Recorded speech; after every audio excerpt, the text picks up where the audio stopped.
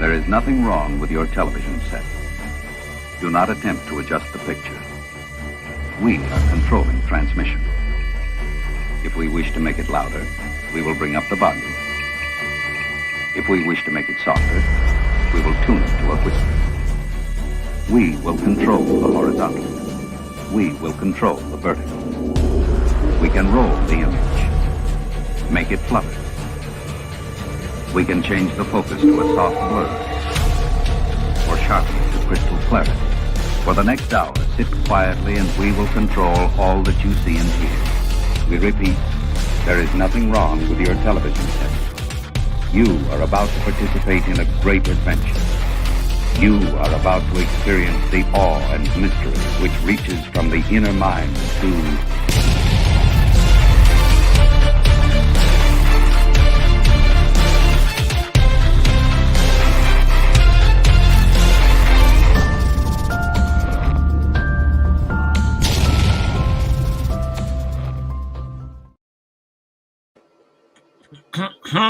Good evening, everybody, and welcome to MUFC Realist TV. I am your host, Jarvis Corner, and with me tonight I have this brilliant gentleman here, Stu Woolley. And we have big news. Everybody's read the latest. Ten Hag is sacked. He's out of the job, and the latest rumors say that we are bringing in Ruben Amorim from Sporting Lisboa. What's your first thoughts on the latest news, Stu? I'm interested in hearing your opinions. Yeah, so it's interesting, isn't it? Because as you well know, I messaged you last night and said we may want to think about what we're going to do tonight if Ten Hag remained in his position. But I did put that caveat that we may know something tomorrow. You all know in the VAR room, Jarvis, people who follow us, that I think Ten Hag needed time. I'm not saying everything he did was brilliant, but there were certain elements and certain aspects that we were starting to show a little bit more than what we've seen over the last couple of years. I mean, we'll talk about the game in a minute, but yesterday's match, we should have run away with it, if our finishing was better. And there's been certain other games where if our finishing had been better, we wouldn't have been in these positions where we're drawing games. We would be winning games and picking up points. But for whatever reason, we choked in front of goal, and it's become a problem for us. And now it's become a problem for Ten Hag and apparently the board. So I think for me, I feel disappointed because I feel, that we're talking about it yet again. We're talking about another managerial change yet again. And it always seems to happen at the wrong time for the club as well. We're only a quarter of the way into the season, and we've removed him. We've got Nuradin as an interim manager, and I don't know. It doesn't sit well with me. A lot of the fans are happy. They're pleased. There are some fans out there that are a little bit like myself, just kind of a little bit kind of uneasy with it. And now, as you quite rightly say, we seem to be bringing in Mr. Amorin from Sporting Lisbon. And he's been good. He's been at Manchester United before, as we all know. Did his coaching badges, didn't he, with under Jose when he was at Old Trafford. So we know he's been here before. He's worked with a couple of our players. But I always say this, and I genuinely mean it. The players are getting away with it yet again. A lot of these players, like Maguire, Bruno, Rashford, they've all gone through a variety of managers, and they're still standing at the club. And if I was any of those players this morning, I'd be embarrassed to show my face. Embarrassed. That's the right word. I would also be embarrassed. I would be embarrassed in that dressing room, waiting for Ruud to come in. And I said previously earlier tonight, if I was Ruud, I'd have walked into that dressing room when everyone was in there and started giving a sarcastic clap.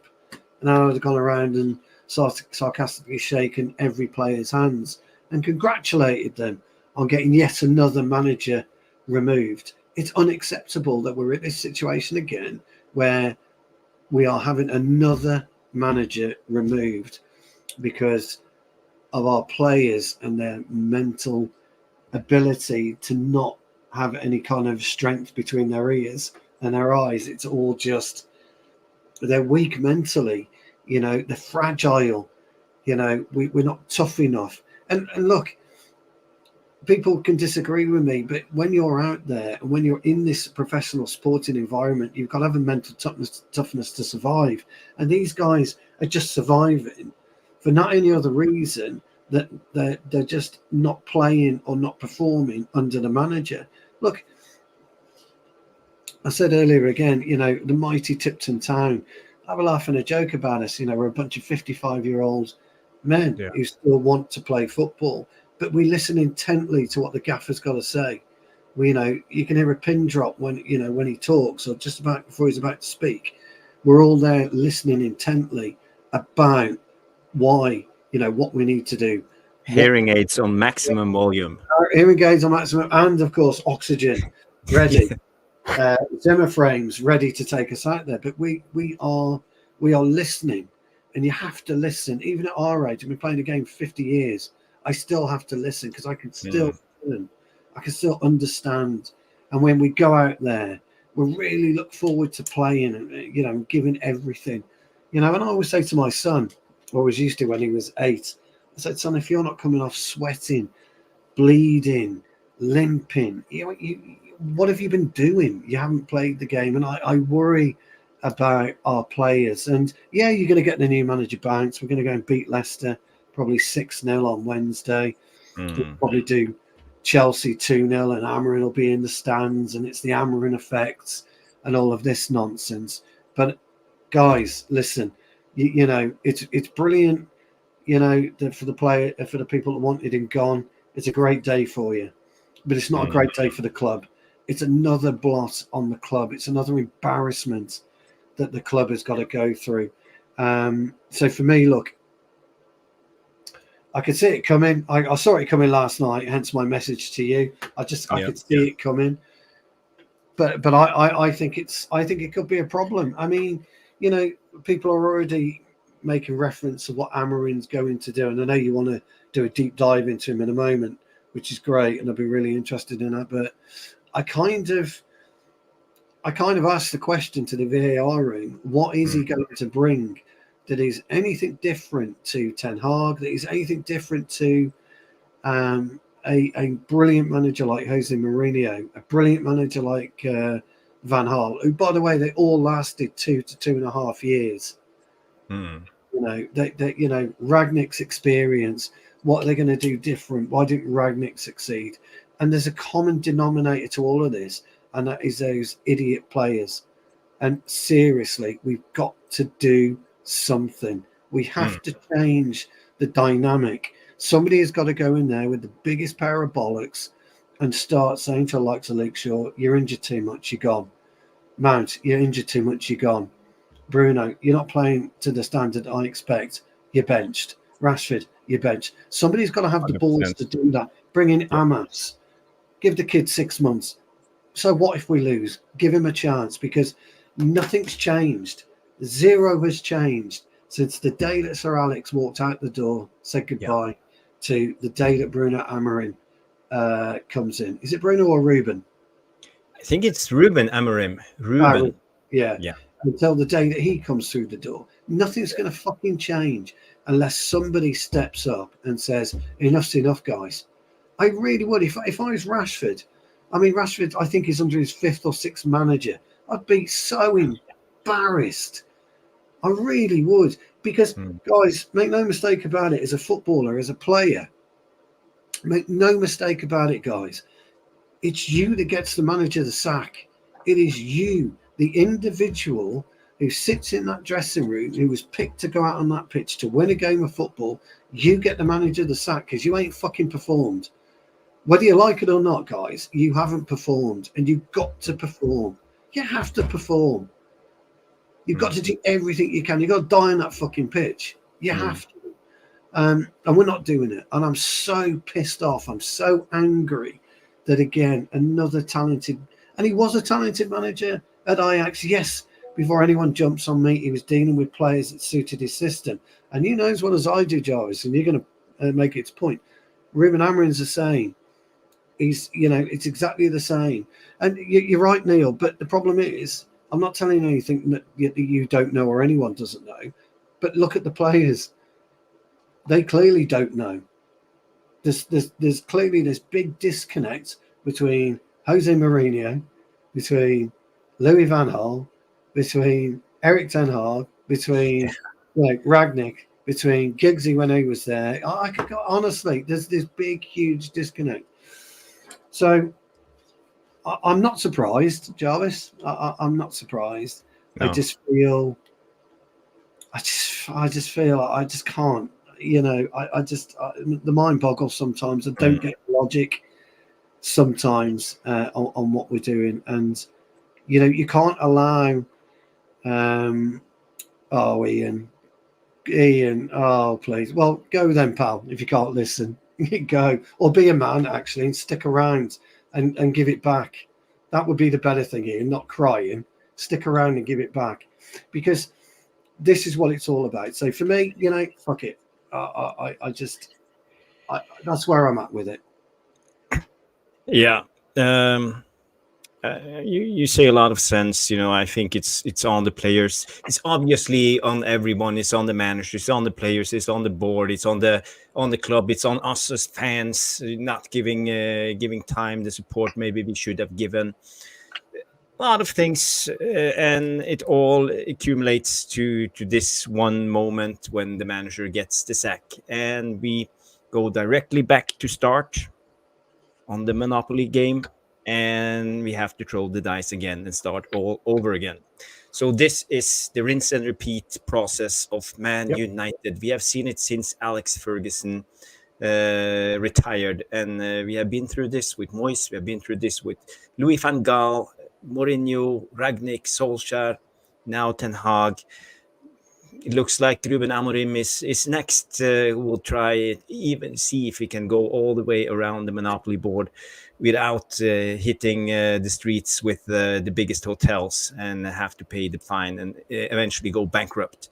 So we will talk more about Ten Hag and Amorim. We will go into a tactical breakdown of Amorim. I'm a tactician. I like to talk about tactics. We will delve into Amorim and do comparisons. How will our players fit into his style? What do we like to do when he's on the pitch? How do we like to play out from the back?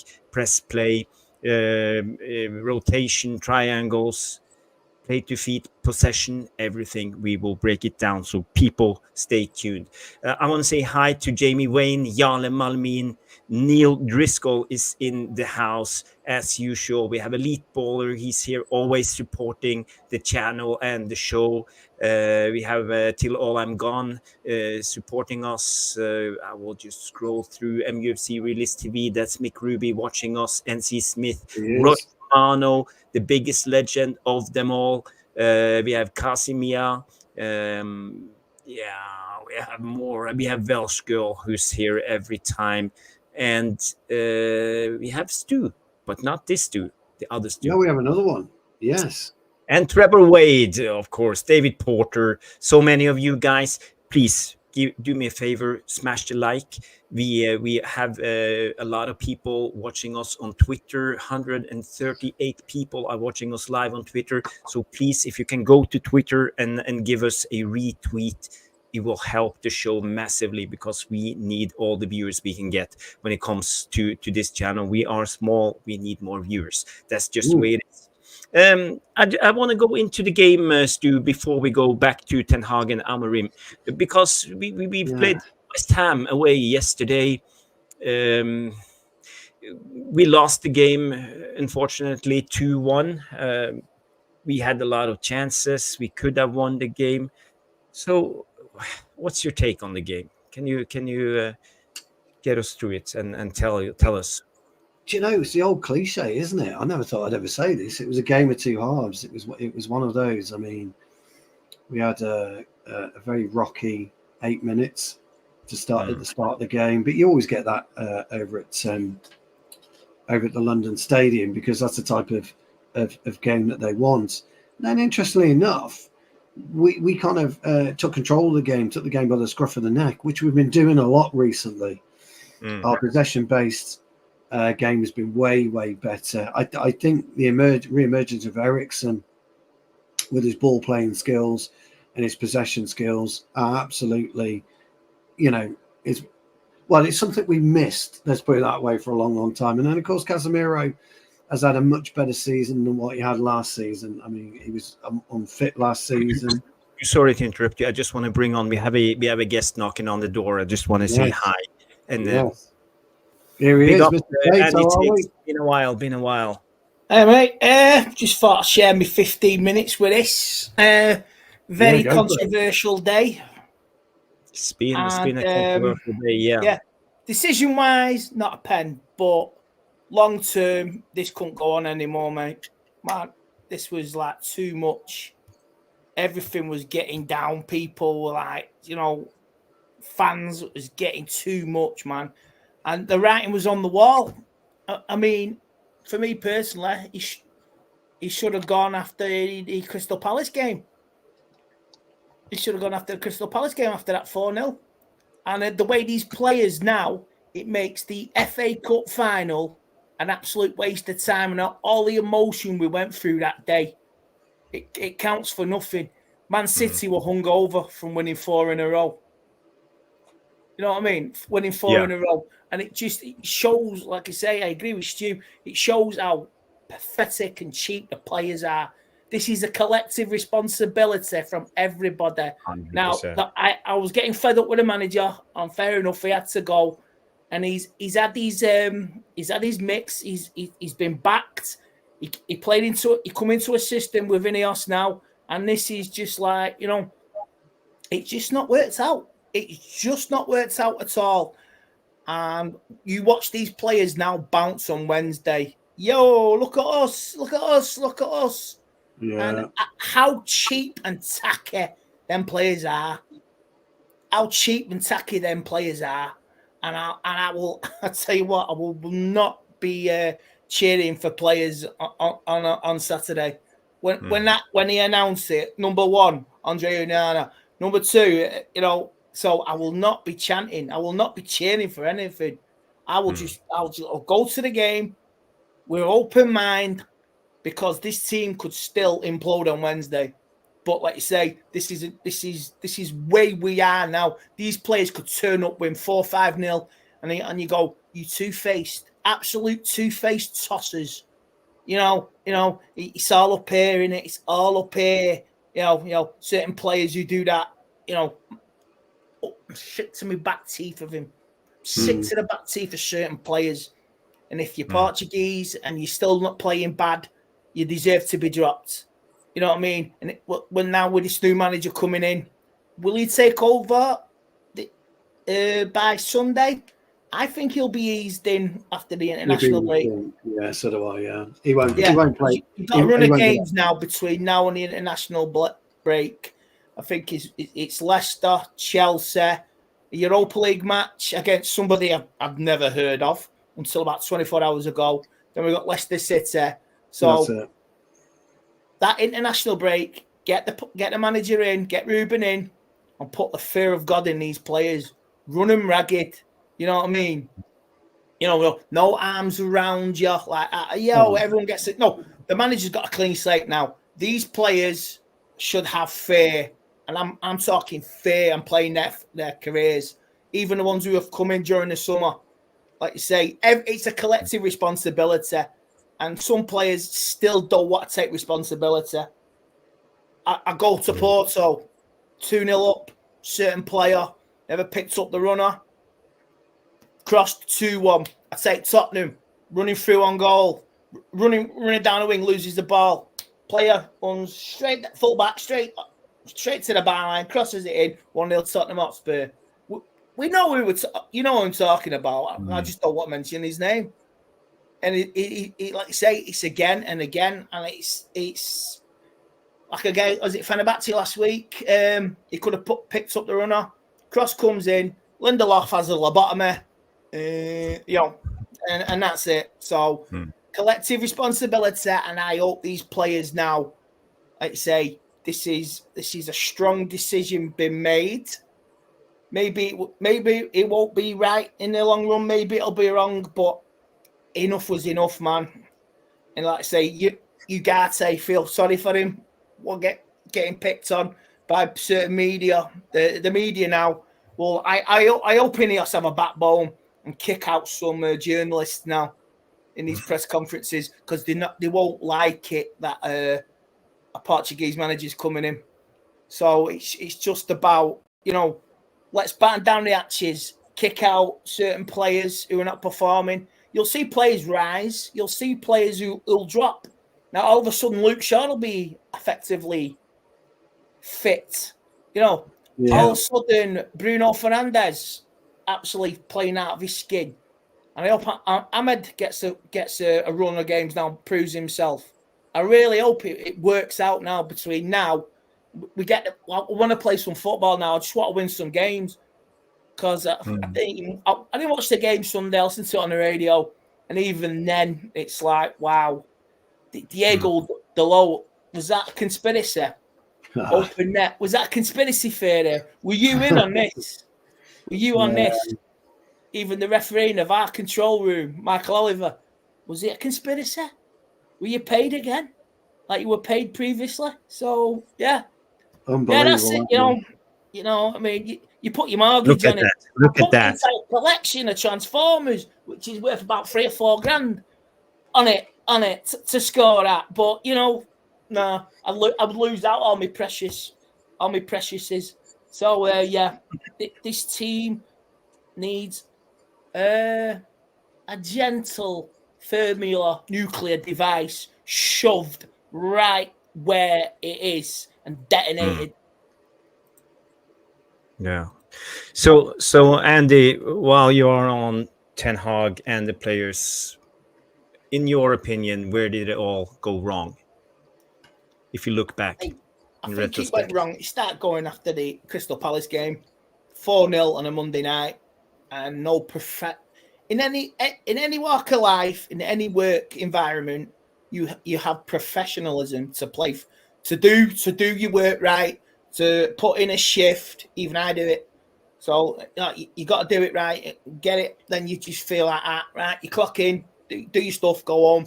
And that night, like you say, he should have gone. I said this that night on Paddock. He should have gone, because all of a sudden there was a bounce. We had to adjust it somewhat. We had to preserve our Premiership. Tried to get the highest points we could. So we finished 8th, and the FA Cup final. It just we all went through the meat grinder that day. We were sold down the river with the way that these players now, and I get upset because that FA Cup means everything to me. I went through a lot that day, behind the scenes, watching that game, and it was too much. It was an absolute physical, emotional drainer.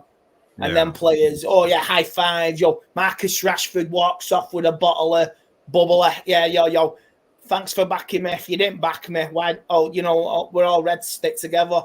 Now, is any of the players tweeted anything tonight? I haven't seen anything. No, they won't. It's all gone quiet over there, like the song says. So, yeah. So, don't want to hear anything. Don't want to hear no peeps. Just want to see, keep your heads down and just play football. That's all I want to see. And even if we score, I'll just not applaud. But let's say we'll not cheer names for them players. No.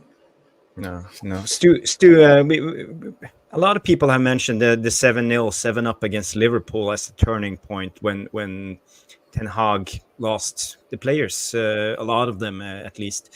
Do you think the players is a reflection of the fan base in a way? Because now we've seen a lot of people turning on the manager, and suddenly the players had lost faith. It didn't look like it first half against West Ham, but I could read in the papers today that said the players had lost faith in Ten Hag. What do you believe? Look, I mean, our fan base has a really short memory, or they don't know the history. Fergie was battered 6-1 by City.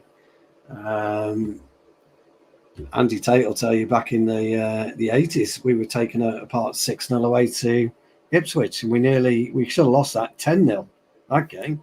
Gary Bailey we were taken apart 5-1 by City, and that sticks with me to this day. Yeah, still. Yeah. Newcastle United tore us apart 5-0 or 5-1 with the Albert. I think that 7-0 against Liverpool, it was we just won the League Cup, so that gave him sort of a bit of a leeway, didn't it? But I guess what I'm trying to say is that those results happen in football, and it doesn't matter which manager you are, it happens in football. But any player that turns on the gaffer or doesn't want to play for the gaffer or doesn't trust the gaffer has to look at themselves first anyway. And I've been constant about this, and I really, really mean it, that you have to look at yourself first. Andy talks about when he goes to work, he might not like going to work, but he goes there and he takes pride in what he does. These all morons don't take any pride in what they do, and they should do, because they're walking out. Andy goes into and does what he does. He might have 5 or 6 people working with him. That's it. These guys are working in front of 60, 70, 80,000 people every weekend. And, they've got a responsibility to those 60, 70,000 people. The fans worldwide, globally. In their minds now, Stu, it's modern day footballer. It's self-preservation. It's for themselves. Like you say, they may show they care, but deep down, it's like, oh, woman, I best look after myself. No, why aren't I playing? Why have I been dropped? Well, you've not been performing. So it's like last week. It's like last week. He puts on Anthony with 20 minutes to go. All right, he got injured, which is not nice. But Ahmed did more in 1 minute than Anthony did in 20. It's interesting to see, where we are, and and a lot of the fans, by the way, will buy into this. This fact that that they don't want to play for Ten Hag, and that's because, by the way, you've got pundits. Oh, he's lost the dressing room. He's lost this. He's lost that, and it winds me up more than anything, because these guys are ex-players. They should know how embarrassing that sounds.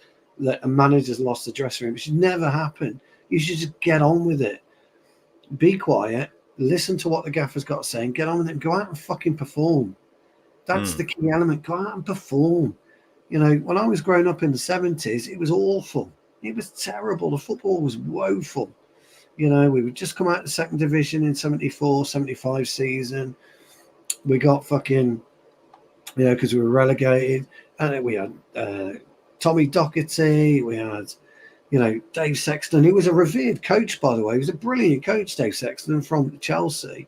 But, we were sporadic in how we were and how we were playing, how good we were, and we got some really good players at that time. Dave Sexton won his last 7 games, didn't he? And he still got sacked.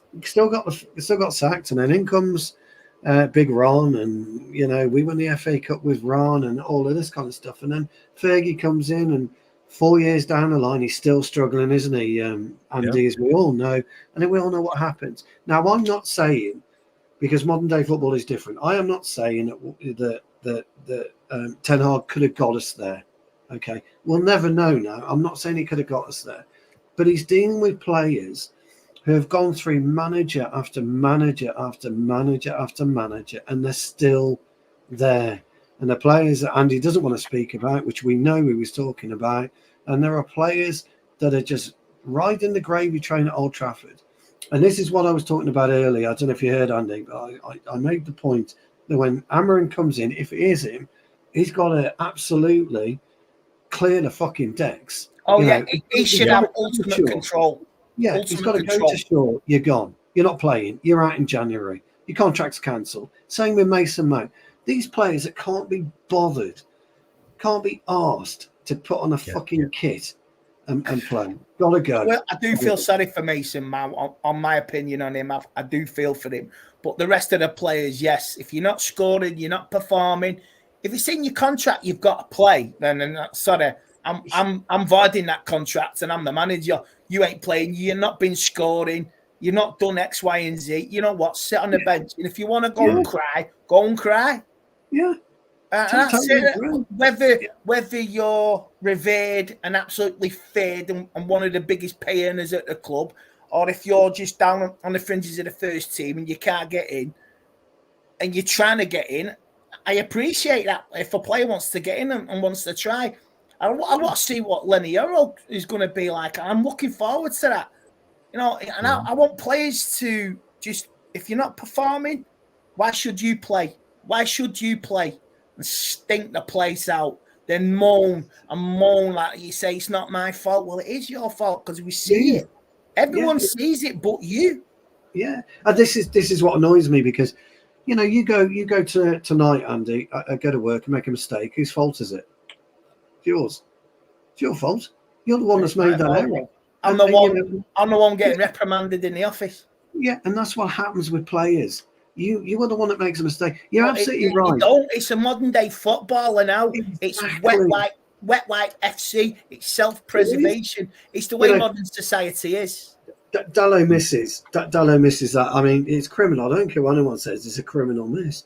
And he just, you know, players are going, oh, unfortunate. If I'm on that pitch with him, I'm going fucking ape shit at him. I'm going gaffer, get him off. I don't want him on the pitch. I don't want him anywhere near the fucking pitch. He shouldn't be there. He shouldn't be there. And this is the problem. But we can get away with it. And do you know why we get away with it, Andy and Jarvis? Because the fans say, oh, superstar this and fucking great player that. Fuck off. He's a fucking footballer. There's no such thing as a fucking superstar in this country. I say, you know, your privileges should be stripped from it. I want this new manager. No privileges for any of this first team. It must be earned. No privileges. Even if it's in your contract, you've got to play. Yeah. I'm not having it. I want to swear, but, I am not having it. This is my first one in a while to be guys, on guys, keep the energy going and the debate going. We have some gifts. We have 20 gifts from let me change glasses. Rushmano comes in with gifted 20 memberships. So I have to blow the toot. Well, can you get it right this time? Well, you can do it again. See if it works. Andy didn't hear that. Come on. Oh, it's fucking embarrassing. I know. I can't forward the tack.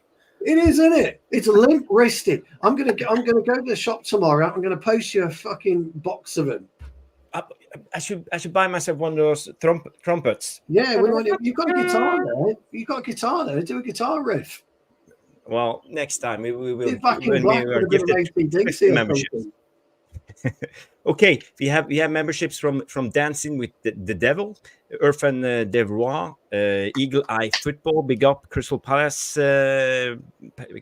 guy, has his own channel, great guy. Deb Allison, Simon Kennedy, Mark Singh, Alex Marman, Ronald, Rashid, Admiral Drex, Stephen Norton, Red United 30, Nate, Despicable, Jamie Robertson, Mohamsa Same, Black Hole, Louis Arsa, and Kig Sobo TV, and Humble Villager. Congratulations with your membership. Thank you, Rushmano, for gifting the members.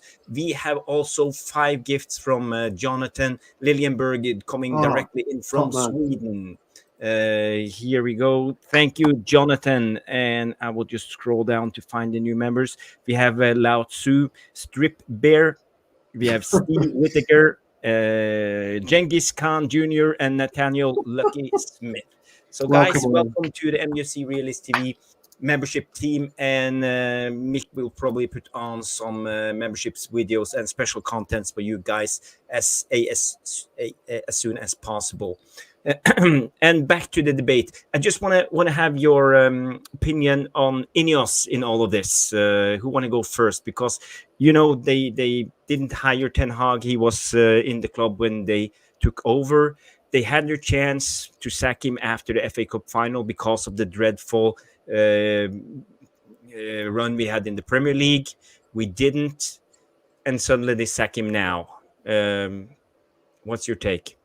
Yeah, I'll go Andy first. I think it's their decision to make, and they've looked at it, they've analysed it, they've seen some of the games since the start of the season, like the defeats. I can forgive the 2 home defeats, against Liverpool and Tottenham. Fair enough, you take them, but it's the 2 away games. It's the not switching on. at Brighton, you switch off in the 94th minute, innit? Like that, you take a point, you go home, you're fine. Ten Hag's happy, he's okay. Again, Sunday, it's about switching them. All right, it's controversy, but maybe if we don't, it's the way we've lost them 2 games. It's irritating me, and maybe it's that irritated Ineos. You can forgive the home defeats, like I say, not 3-0 up, 2-0 up in Europe. We didn't lose. There was a bit of grit there. We come back, but Ineos, this is their play model, innit? This is their Lego set. They're building it their way, and they've made that decision. They made that decision, trophy or not. Like I say, we've won trophies. 2 trophies, and like you say, it's nice to win a trophy, but I want to be consistent. I want to play football. I don't. But Andy, I know you have 10 minutes left before you need to go, so I will ask you a second question. Do you have faith in Ineos? Do you think they can get the club back on track? You're gonna have to trust Ineos in the process, but I want to see more from Ineos with the way they deal with this press and the press conferences. I want to see this manager be wise, and this club be wise in these press conferences. You got slimy little toe rags out there in the media who just who won't be happy with this appointment with the new manager, because the knives were out the day we appointed Ten Hag. You know, it's not nice. You know, I mean, certain aspects of the Manchester media they treat the club with contempt now because they're so cushy with across the road. That's what it is. You know what I mean? And I want to see Ineos now have a backbone. You know what? Get out. I don't care. And if then they start crying, so be it. I want to see a controlled media environment. You won't get it, and I understand that. It's the way the media works. The media are a nasty piece of work now. The way even modern media work, the way it portrays on TV, on the screens with news. So I just want United to grow a pair. Ineos, you know what? This is a lockdown interview. X, Y, and Z, and the press and your press access. If they ask a question, just don't answer it. You'd have to give an answer.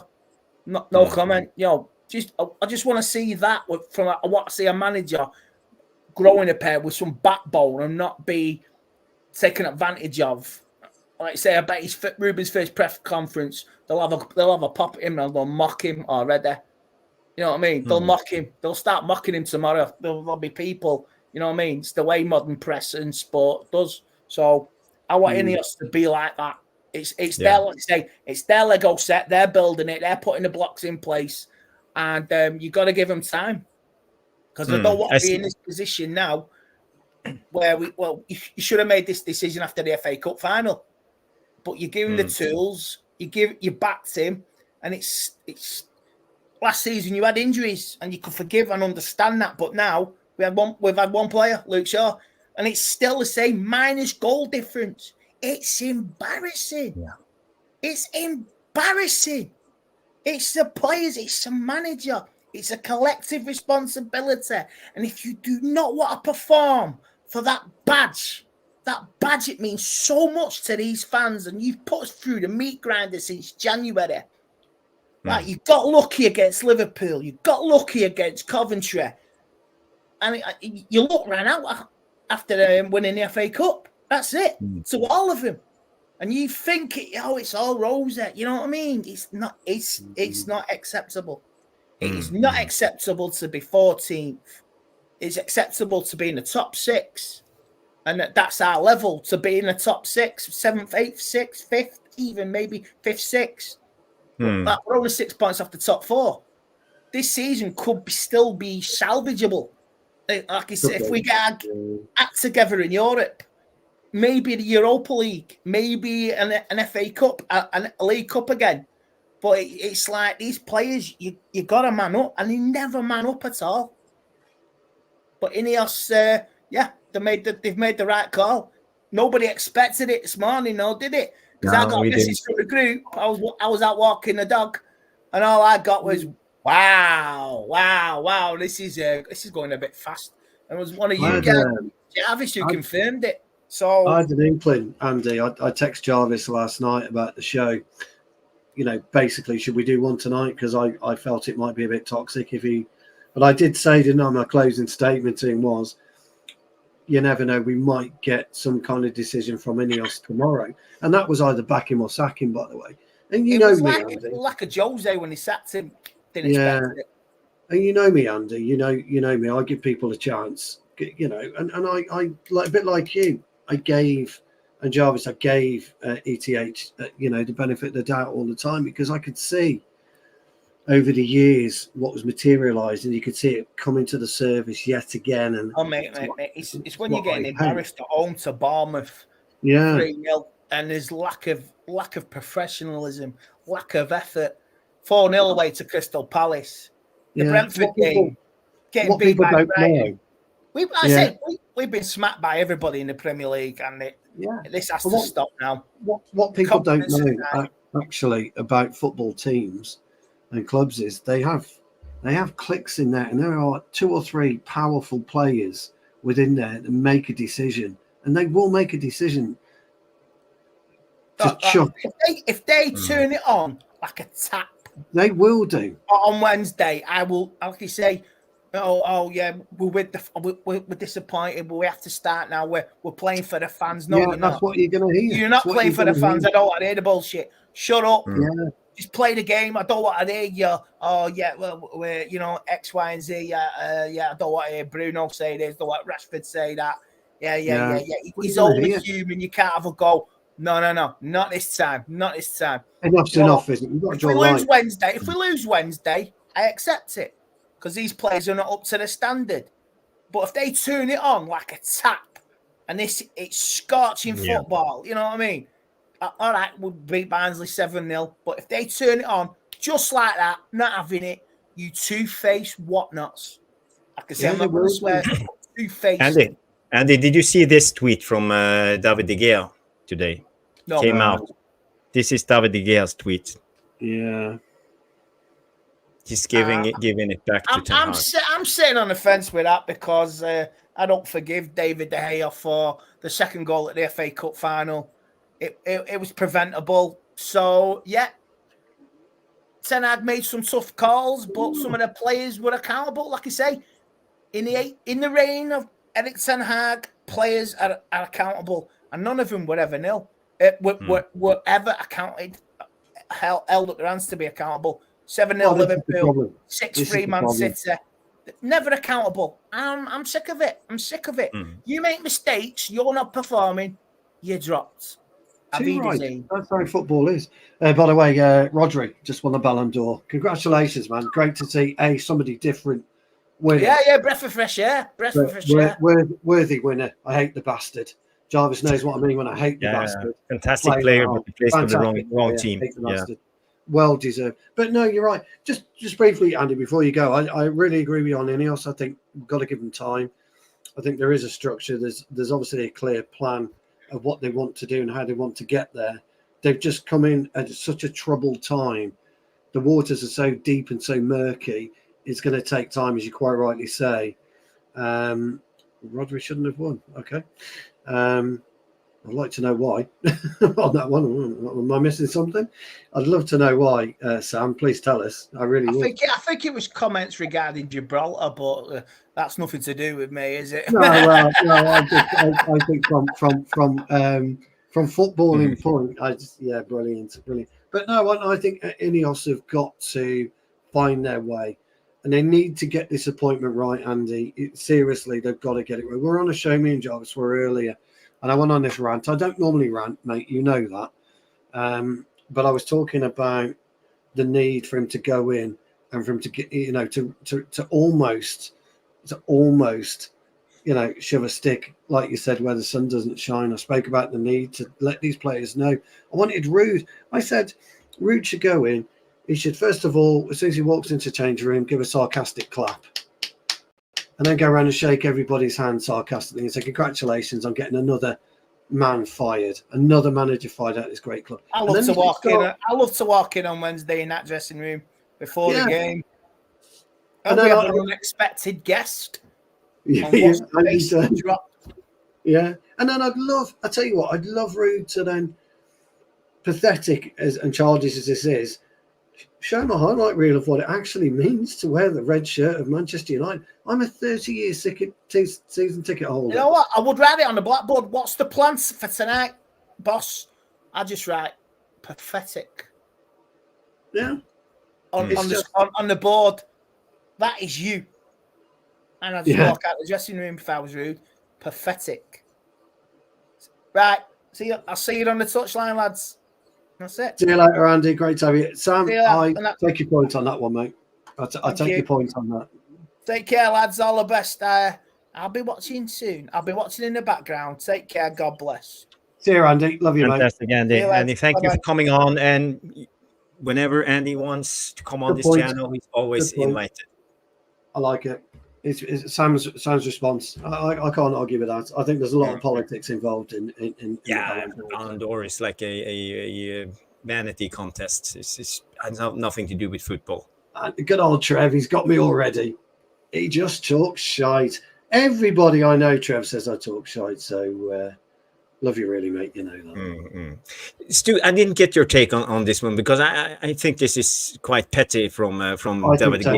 I think he wants to grow up, quite frankly, De Gea. I find stuff like that. But he was one of our senior players. He played Man United for so many years, and when I see this, it makes me lose all respect for the football. Doesn't this tell you a lot about modern day football? Yeah, it's just people like that just need to grow up.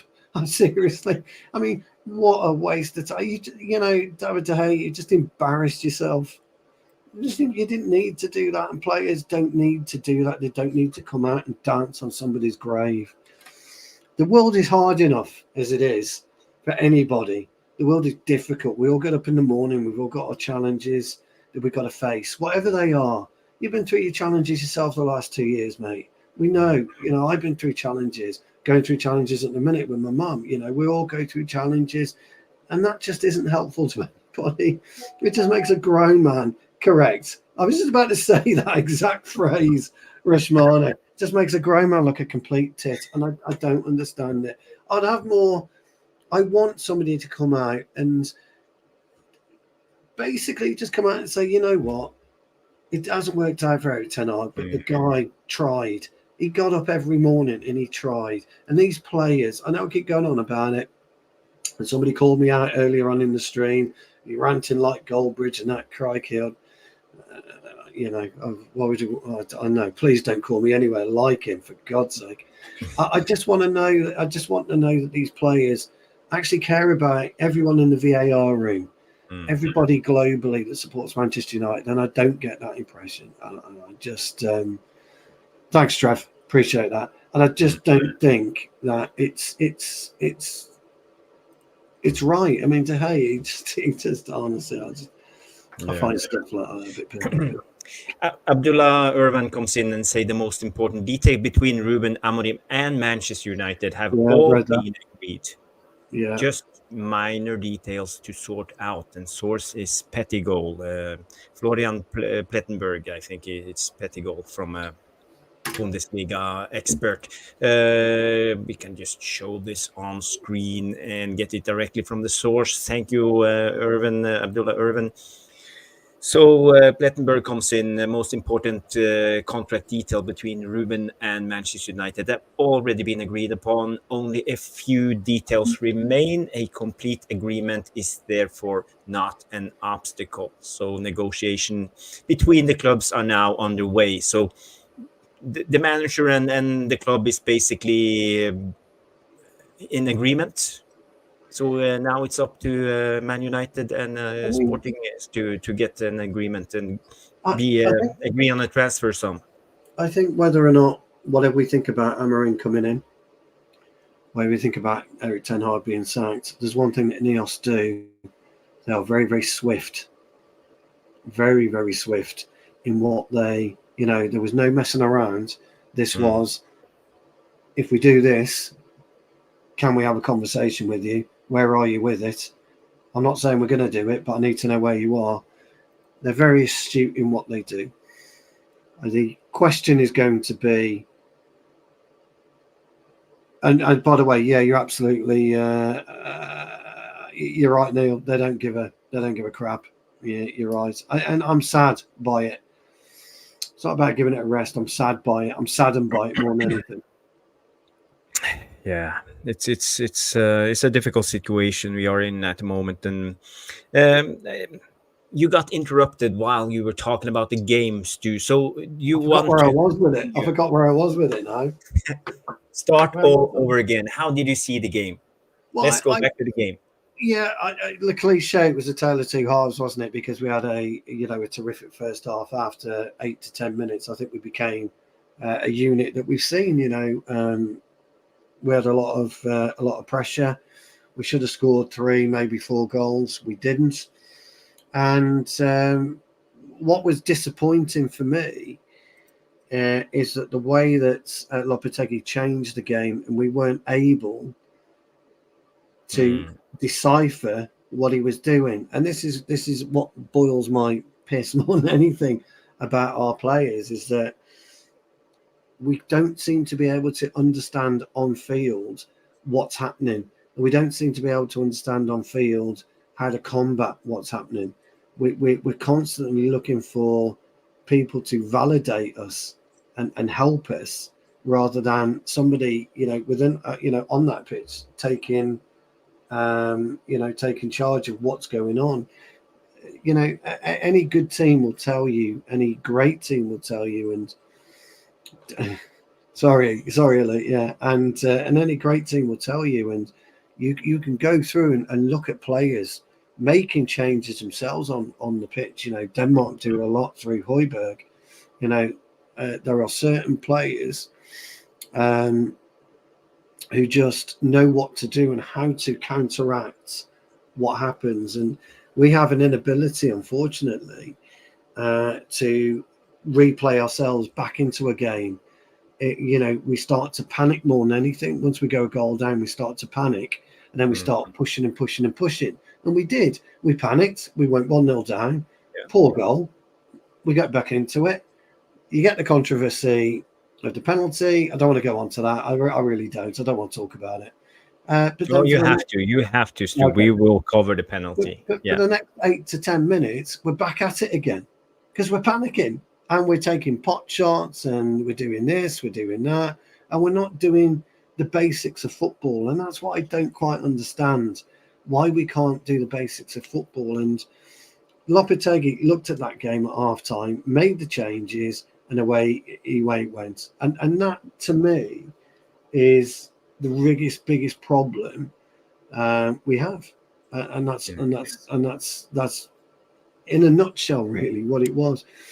And yet that fine line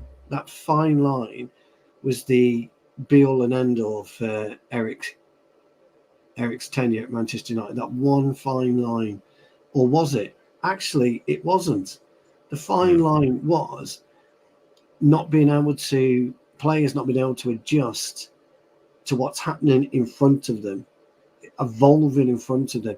Me and you are having a conversation now, and I'm talking about stuff. You're listening and making a decision on what you want to talk about and how you're going to want to respond. But my point is, you're making that decision yourself. You don't need Mick to come in. Hi, Mick. You don't need him to come in and say, actually, tell Stu this. This is what I need you to do. You're a grown man. You're able to make a decision. And that is football. Jarvis, if you're roasting me, I'm right back and you're absolutely pounding me. You're getting the ball and you're fucking rubbing your hands together because you beat me 5 times. My choices are very, very simple. I bring somebody back in to help me, or I smash you into rosette. Those are my choices. But I know what my choices are. I'm not going to let you continually roast me. But yet, as a player, you're going to be thinking to yourself, okay, he's going to stop me somehow. He's going to do something somehow. And that's how football is. Sorry, I know it was a crude example. Stu, do you know when it comes to scouts? Yes. One of the first things the scouts look at is the first 5 minutes of the game. Yeah, they do.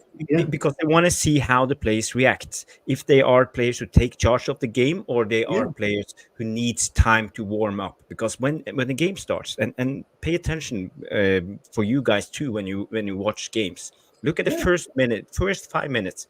First ball involvement, for example, with the winger. Where do we does it have go? the courage to take on the fullback if it's 1-on-1, or do we play the safe pass back because he needs a little bit Jarvis, time to get thank ready? you. That's Thank one you, of the most important things for scout, the mentality of the players. And I think our scouts haven't been thorough enough looking at the players who have the right mentality. That's exactly right. What we do as a group of players, our gaffer will talk to us, and I've told you this before, and he'll say to us, right, Stu, Smithy, I want you to, for the first 5 minutes, if you're not involved in the game, I want you to look at it. I want you to see who gets the ball, who gets it more than once. If there's a pass going in, who gets it more than once? Where's it going? Is it going from the goalkeeper to the fullback to the midfielder? Does that happen more than once in the first 5 minutes? That's what he wants to know, because that's your man. That's the area you've got to stop, and you've got to make them readjust what they're doing. That's what football's about, Jarvis. Now, I'm not telling you anything difficult there, am I? I'm just telling you the basics of football. And Elite Baller says, I love this comment.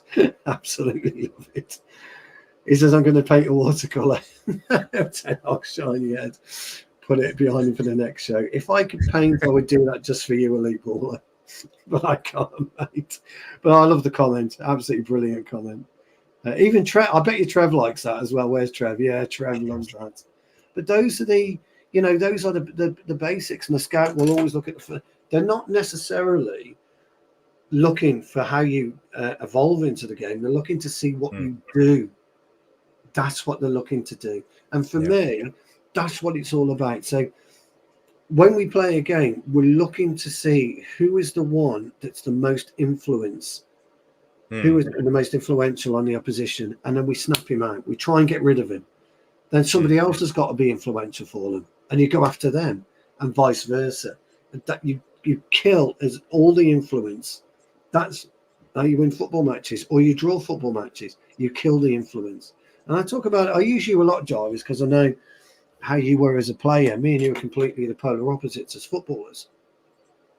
You're a dainty player, very skillful, so they would use you to maneuver the ball, whereas I'm, a harder player, so to speak. Yeah. You know, I like a fight, I like a tussle, I like a challenge. You know, two different types of players. But we need these types of profiles. Yeah.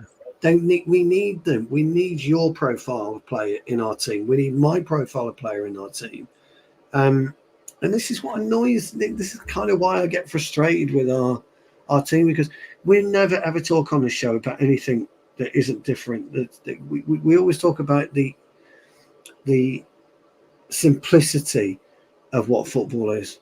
Yeah, Lee's right. We've got no players to. Lee Parker is absolutely right. We've got no players to do that. So is the gaffer coming in? Is the gaffer coming in, or is he staying? I think he's just making a poll. He's in the background. If you want, Mick, you're welcome to jump on. I just want to share this for you guys to see. It's the penalty situation. I just want to cover it a little bit because it was a controversial decision who eventually ended Ten Hag's career. So I'll just play it once. So pay attention, guys. He does. So play it slow mo, Pappy. Big up, guys. Replay it in slow motion again if you can, Jarvis. Yeah. I can. Just give me a second. I will just. Where do I put it in slow motion? I don't know how can I play it in slow motion? There we go. Let's go to 0.5 speed. Okay, let's bring it up. Sorry for the wait. So first of all, what you would have missed there is the Dallo shirt grab. Okay. He just pulled it back. Secondly, watch Danny Ings' foot there. Oh, and also doesn't the ball hit somebody's hands first? But the key is, it does. Yeah. Well, no, it goes into Danny Ings' place. But look where his foot is. That's why he falls over, because he's completely off balance. He comes sprinting into the situation. He's not in balance at all. Problem. Now, look at De Ligt. De Ligt's eyes are completely on the ball. He doesn't even know where Danny Ings is. doesn't even know where he is. Dalot, I'm not quite sure what he's doing there. And Casemiro is in a good place as well. But look at Ings. He's completely Dalot is doing the chicken dance. Yeah. he's completely off balance, is Ings. Completely. He's so in the wrong position to get it. I don't know what he was trying to do. So you've got 3 players going for the ball at the same time. And if you roll it forward now, you'll see trying to kick. If you watch it again, you'll see his right leg swipe into. To me, it's a foul against. But Dan Ings is entitled to look. At first, he was going to try and control it with his sole of his boot. Watch if you push it back. Watch his foot completely change trajectory. There you go, because he's lost the flight of the ball. He comes in and yeah. So and he misses the ball completely. If you play that through, and that's where there you go. There's absolutely zero in it. There's zero in it. He knew what was happening, Danny Ings. That's why did he turn to his side? He turned to what's also annoying is that Dermot Gallagher, you guys might know him. He's retired like Irish football referee. He appeared on Sky Sports News on Ref Watch. They have this little segment, and he says. He said this. He said, "I really thought the referee would stick with the on-field decision when he was sent over to the monitor. The more I saw it, the more I thought it was not a penalty." And for me, the thing that was telling was that there's an agenda here is the fact that the referee stood there for over 2 minutes, 30 seconds, just looking at the same. They weren't even showing different angles because from the camera with the broadcast camera, you could see the angle that the referee's looking at, and he kept on going back and forth with the VAR room. And they need to clarify. The tapes need to be released. We need to know what they were talking about because some injustice was going on in there. Big up, Mr. Ruby. We were sitting there painfully watching this on the watch along. I remember. You were there. You were there. You know exactly that moment. Was like, what are they discussing? And they went back and forth. That tape needs to be released because somebody's future was affected by this. The problem I have with this incident is that ball wasn't going out of play. We were actually attacking their end. So the referee waved it off. It wasn't clear and obvious. We were attacking at their end, going for the goal, and Michael Oliver intervenes. Hey, we found something here. Maybe you should blow off the game. Go have a look. And what Papi was saying, that you were playing it backwards and forwards, and we were sitting there in the watch alongside. Where is the penalty in this instant? You can see clearly that Ings is kind of. You see that De Ligt is also doing this. He's diving. If you play that back, he's actually diving into him where he's supposed to go. There was no contact. His leg was staying firm. What is he supposed to do? Just okay. Go ahead, pass me through. No, I'm a defender, so I'm standing my ground. That is never a pen, in my opinion. No, it isn't, because when you shape up to do one thing in football and you have to change your mind to do another, you're completely off balance. Always off balance. There's no way in a million years you'd be able to stay balanced. You'd be able to stay firm, straight. You've got to do something to stop either your fall or make sure you're not going to injure yourself, use another player in essence to break your fall. And that's what he was trying to do. But of course, he then, when he realised what was happening, he's gone down like like he'd been shot. And but the ref didn't fall for it. And then when you are as a referee asked to go across to the screen, you're screwed, because as soon as you walk across the screen, everybody you have 4 people yapping in your ear from the video. Everybody in the stadium saying he's fucked up. He's fucked up. He's missed something. Yeah. Everyone is saying it. And I bet you, even you guys on the watch along, everybody was watching it in the VAR room, listening to it on the radio. He's walking to the screen. Oh, we're fucked then. It's really, for me, I guess the other question is that would a draw have secured Erik ten Hag's job or not? No.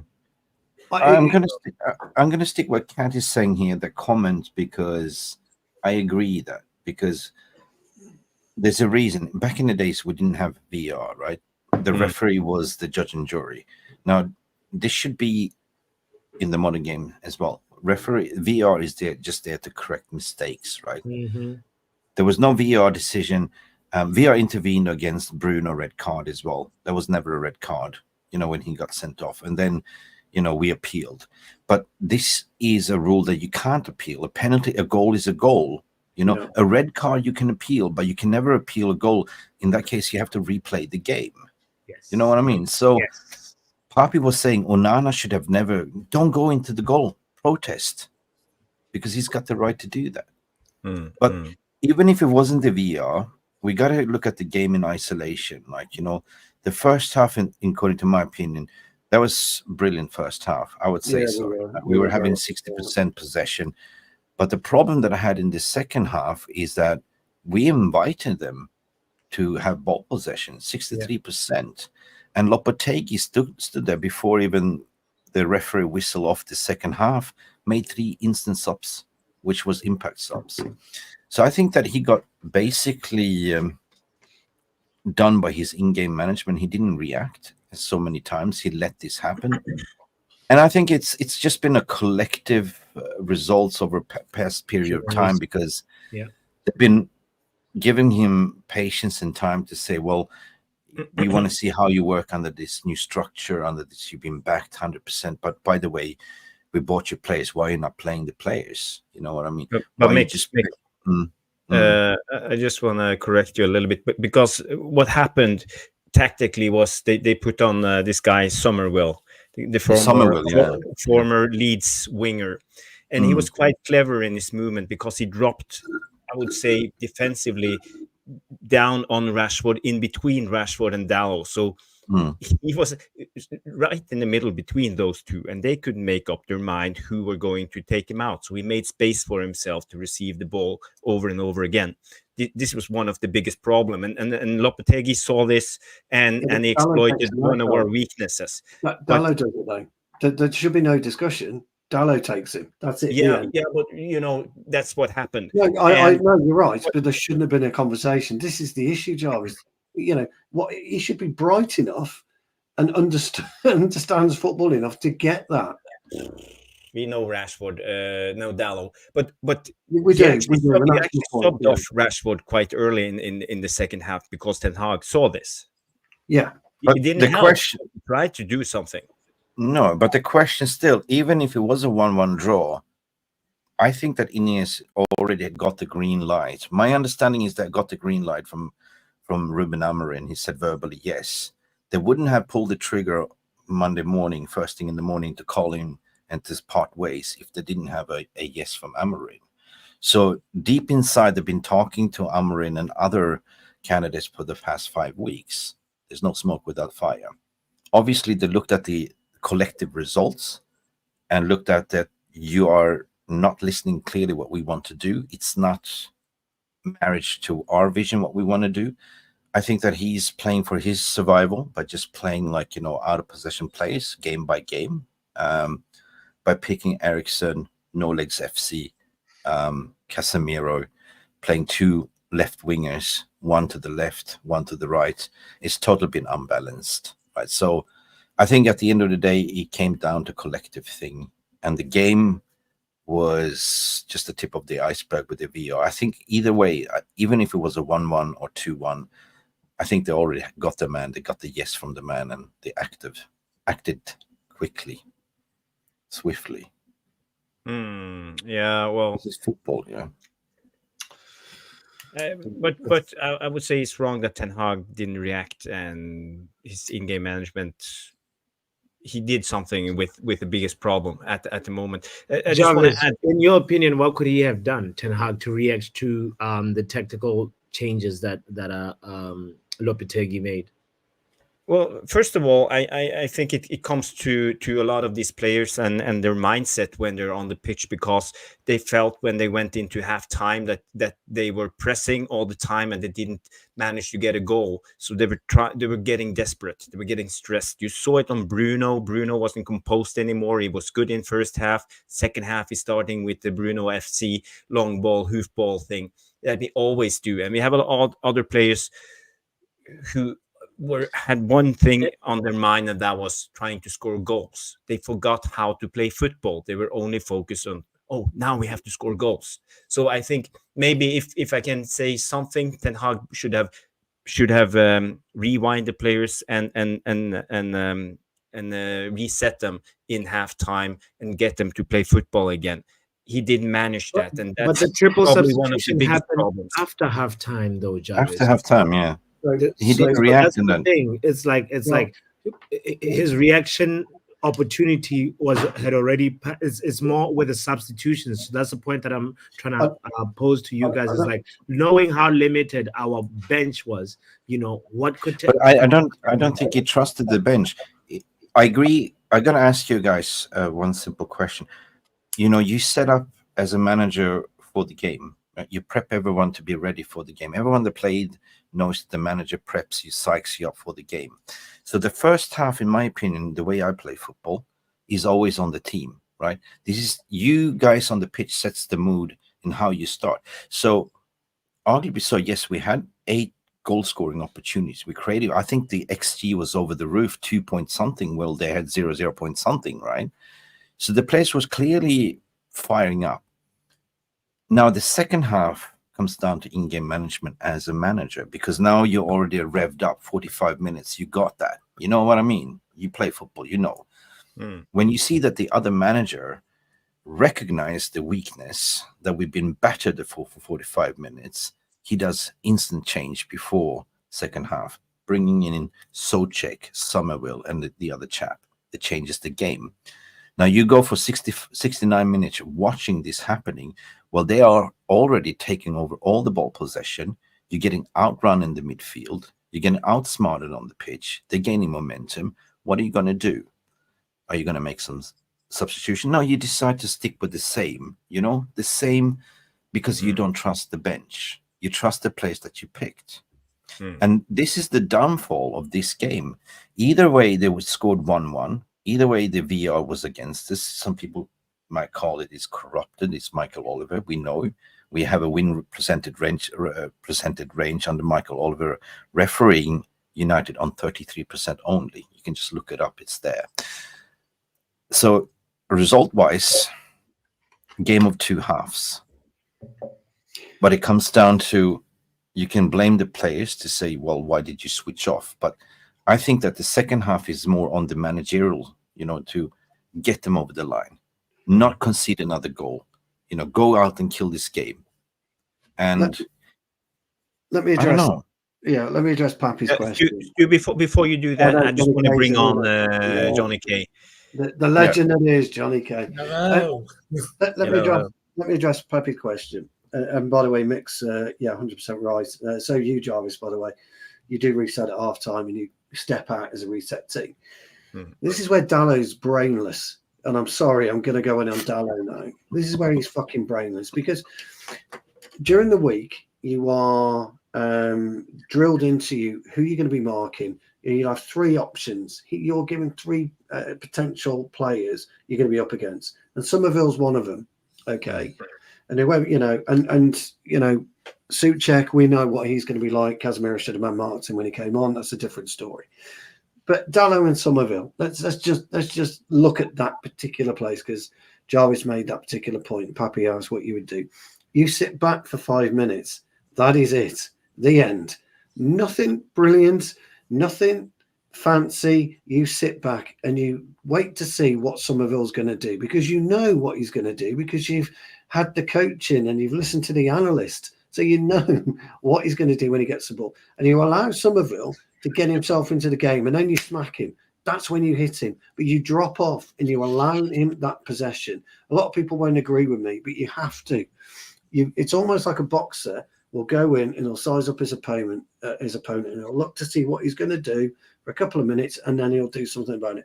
It's not difficult doing that. And to be honest, really, if I'm being brutally honest with you, Dalot should have done that himself. He shouldn't have to look across to the bench. Shouldn't have to phone up Jarvis and say, well, Jarvis, Somerville's come on, what do I do? He should fucking know. He should know what he's going to do. And if you drop back and you don't play high, or you don't give Somerville the space to get him behind you, always have it in front of you, never behind you. Then you've got to make Somerville decide what he's going to do during the game. And that's when you can start pushing up again. But you've got to make that conscious decision to say, right, I'm going to step back. I'm going to play Somerville in front of me all the time. I'm not going to go wandering. I'm not going to allow him in behind me. I'm not going to allow him to cut inside of me. Okay, so you've got that square box is what I'm saying. And you hold him there. You keep him there. Because it's the same as Adama Traore. As good as he is, he's absolute woeful, isn't he? Because every single one of us on the screen knows what he's going to do when you get the ball. I admit, stopping him is a different kettle of fish. I get that. But you know what he's going to do. So you allow yourself space. You don't go touch tight on him because he's going to kill you. You're not going to get anywhere near him. And that's what Dalot should have done. And it's basic football, guys. I'm sorry. It sounds ridiculous what I'm talking about. I get it. I know it. Basic football. That's all I would do. If it was you, Pappy, that's all I'd have done. I'd have let you have the space where you like to operate in. But the space where I'm not going to let you operate in is the 18-yard box onwards. I'm not allowing you past there. I'm going to make your life difficult. You can have it up until there. I'm going to make you cross it, or I'm going to make you pass it, or I'm going to make you come at me. That's what Dalot's got to do. Yeah, 100%. Jarvis, can I say something before I go? Because it's 5:30 a.m. in the morning. Guys, thank you so much for tuning in. I noticed there's 820 you watching live right now. It's free content. There's 68 of you that smashed the like button. Please, it's free content. Jarvis is slaving here in the kitchen. The boys are cooking up a storm. Can we get minimum 100 like, please? That's I'm just asking, because if it's 820 watching, how many likes can we get? Minimum 100 on this stream. Thank you so much, guys. You're doing a fantastic job. It's so good to see Andy Tate. We haven't seen him for a while, but looking forward for the rest of the show. I'm going to be a spectator. And just want to say, hey, Johnny, good to see you, mate, all the way from US. See you too, mate. All right. The legend. Cheers, guys. Good night. Cheers. Just quickly picking up Brendan's. You're absolutely right. I'm going to go at him because he's a right back playing left back. Look, I get that. But at that level of football, there's a basic knowledge. That's all I'm talking about. It's just a basic knowledge of positional play and understanding what you're up against. That's all I was saying, Brendan, but I'll take your point. Yeah, I see Trevor also comes in on Dalot. We say Dalot cannot... let's get it up. Dalot cannot defend and offers nothing going forward. How fans thought he was half decent was beyond me. Worst player in the Premier League. Okay. I wouldn't say he's the worst player of the Premier League. He was the player of the season last season. And, I think he's totally out of form at the moment. And he has also been used in I would say Ten Hag have been tinkering around and trying a new type of style with him. He used him like an inverted fullback last season. Now he's much more of a winger in a way playing. I can show you guys this if you want. Bring up the fantastic tactical board that I always use. but basically, when we play out, Dalot is out here. And Rashford plays more like a central number 10, right-sided number 10, and Bruno is on the left. So we play out more like this. This is the formation. And I've been speaking about this. It's the M, and we have the W. And Dalot is quite high on the pitch. So it's 5 in the back and 5 in the front. So this is how we play, and this is... I don't know if Dalot doesn't understand quite how offensive he should be, how defensive he should be, what's his responsibilities in this, because usually when the fullback goes high up the pitch, it's the central defender who needs to drop down and defend the area. And sometimes it's the winger. It depends where the threat comes from. Stu, do you have any comments on this? I do. His position in that formation is actually halfway between Bowen and the halfway line. And there's a reason for that, because he can still carry the ball from Eriksen, he can still carry the ball from De Ligt, and Rashford then should be running past Dalot further up on the right wing to get the ball to him. It's a very simple system. You're absolutely right on how you set it up. That's how he does play. But it should be more in between. If you push Dalot in between Bowen at 11 and the actual halfway line, a bit further to your left, bit further. Here. No, yeah. Push him down slightly. No, that's it. Push him down slightly, diagonal. Push him down slightly, towards the halfway line, towards the throwing line. So here. Push him right. Keep going. Right. As I look at it, sorry. There, stop. Yeah, okay. A bit further left. Back a bit. There. That's where he should be. That's exactly where he should be. And if you look at why he should be there, and you can see how the play would unfold, you'll understand what I'm getting at. Because if we lose the ball, he's in a position to get back. If we gain the ball, he's in a position to attack. And that he doesn't do that. He pushes way too far. You don't need Eriksen to cover in for him, or you don't need Casemiro to cover in for him. And then you can use Rashford. You create all this space here for Rashford. And we're not doing it. But I got to be clear, Stu. It's not about defending. This is the build-up. I know it's not about defending. I know. And the thought is he needs to occupy the fullback to give space for Rashford. But he doesn't, because any decent fullback, and I wouldn't be that tight to him anyway. I'd be slightly further. Yeah, but this is instruction from the coach, because the coach wants the number 10 to drop down in the pockets. If I was Emerson, I wouldn't be there. I wouldn't be there anyway. If I was Emerson, I wouldn't be playing there. I wouldn't. To me, Dalot wouldn't be that much of an issue. So, I wouldn't be that tight. I'd be more concerned about Rashford.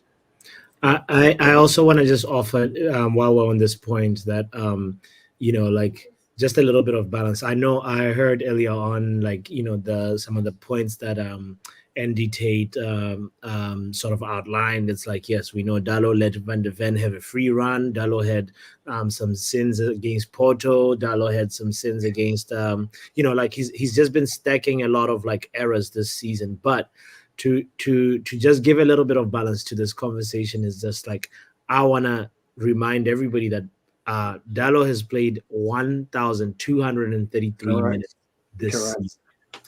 And when he's called for Portugal, he plays. Yeah. And one thing, Stu can tell you that if you're playing a fullback position, there's a lot of running, probably the most running that you're doing, because you need to be there offensively, you need to be there defensively. And you can name any right back right now, if we want to get a comparison of just a right back who you think from another team that you think is being played a lot, and we can just quickly just look at his stats, Jarvis, if you or anybody if you want to just mention, just for comparison's sake, to just get a perspective. It's like Dalot is being played and overplayed. And that was partially part of Ten Hag's thing. And we saw that also with, you remember before, I think, was it Ten Hag's first year when Dalot was just playing, prior to Qatar, he was just playing every single and then from there, he gets injured. So there's that also, just to add a little bit of balance to the perspective. Yeah, it's true.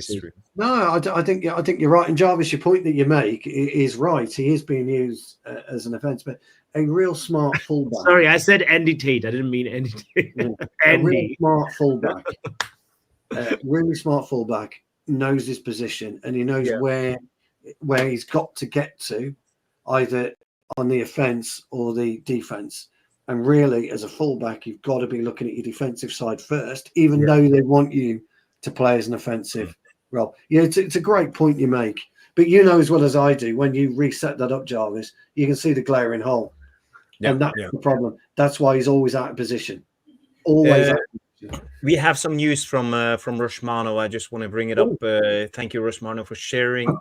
it's this tweet. It's from Guillaume Balaguer, I think the French journalist, the footballing journalist. The news from Portugal suggests that Man United paid the buyout clause 20 million, not 10 as reported, or close to it. Ruben Amorim will join then. So I haven't got Johnny K's thoughts on the new manager. I've got to laugh at that, Jarvis. Why the fuck would somebody tweet? Well, it's actually 20 million euro, not 10. It's just bullshit journalism. It winds me. It's just bollocks journalism. Nobody else said it's 20 million. Guillaume Balaguer. Oh, I know. The fabled Spanish journalist. It just grinds my gears. Is he French? He's Spanish. Balaguer is. Yeah, he's Spanish. He was on the old La Liga Sky Sports, wasn't it? Back in the 2000s. Those were the days. he had a designer beard back then, Jarvis. I think he was the very first. Yeah, I remember. Dark head. He looks Sicilian, actually, doesn't he? So John. First of all, I will have your. Can you give your opinion on Ten Hag's sacking, and then say a little bit about Ruben Amorim and what you think? Will he be the right man? Yeah. Well, I was on. I know you two were on all finalise before I actually did the post-match show last night, and it's a sad day in my opinion. I didn't particularly. I was expecting it to happen. I think yesterday for me sealed his fate, and I said that. For me, the game yesterday, it was kind of like, Solskjaer's, when we lost that game to Liverpool. It was that moment where you realise this is just not going to end well. It's done now, unfortunately, and I felt that. It's when I got confirmation. I did say, if you're going to do it, you might as well do it quickly, and it seems like they have acted quickly. I would have liked him to stay. I know the results you can't deny. 14th in the table is not good enough. We've had a poor start season, and overall, the last year, aside from the FA Cup, we've been poor in Europe, in the league, and everything. So on that basis, it is you can understand the decision. But as Stu points out, I think when it comes to these things, I'm sick to death of the cycle, the repeat of sacking managers every 2 to 3 years, and whether it's Amorim or whoever, I can't. That's not to say I don't think they'll do a good job, but whoever we appoint, I have low expectations for, if I'm being honest, because we've been here before. Ineos have to show this rinse and repeat cycle. You can't just keep sacking managers after 2 to 3 years.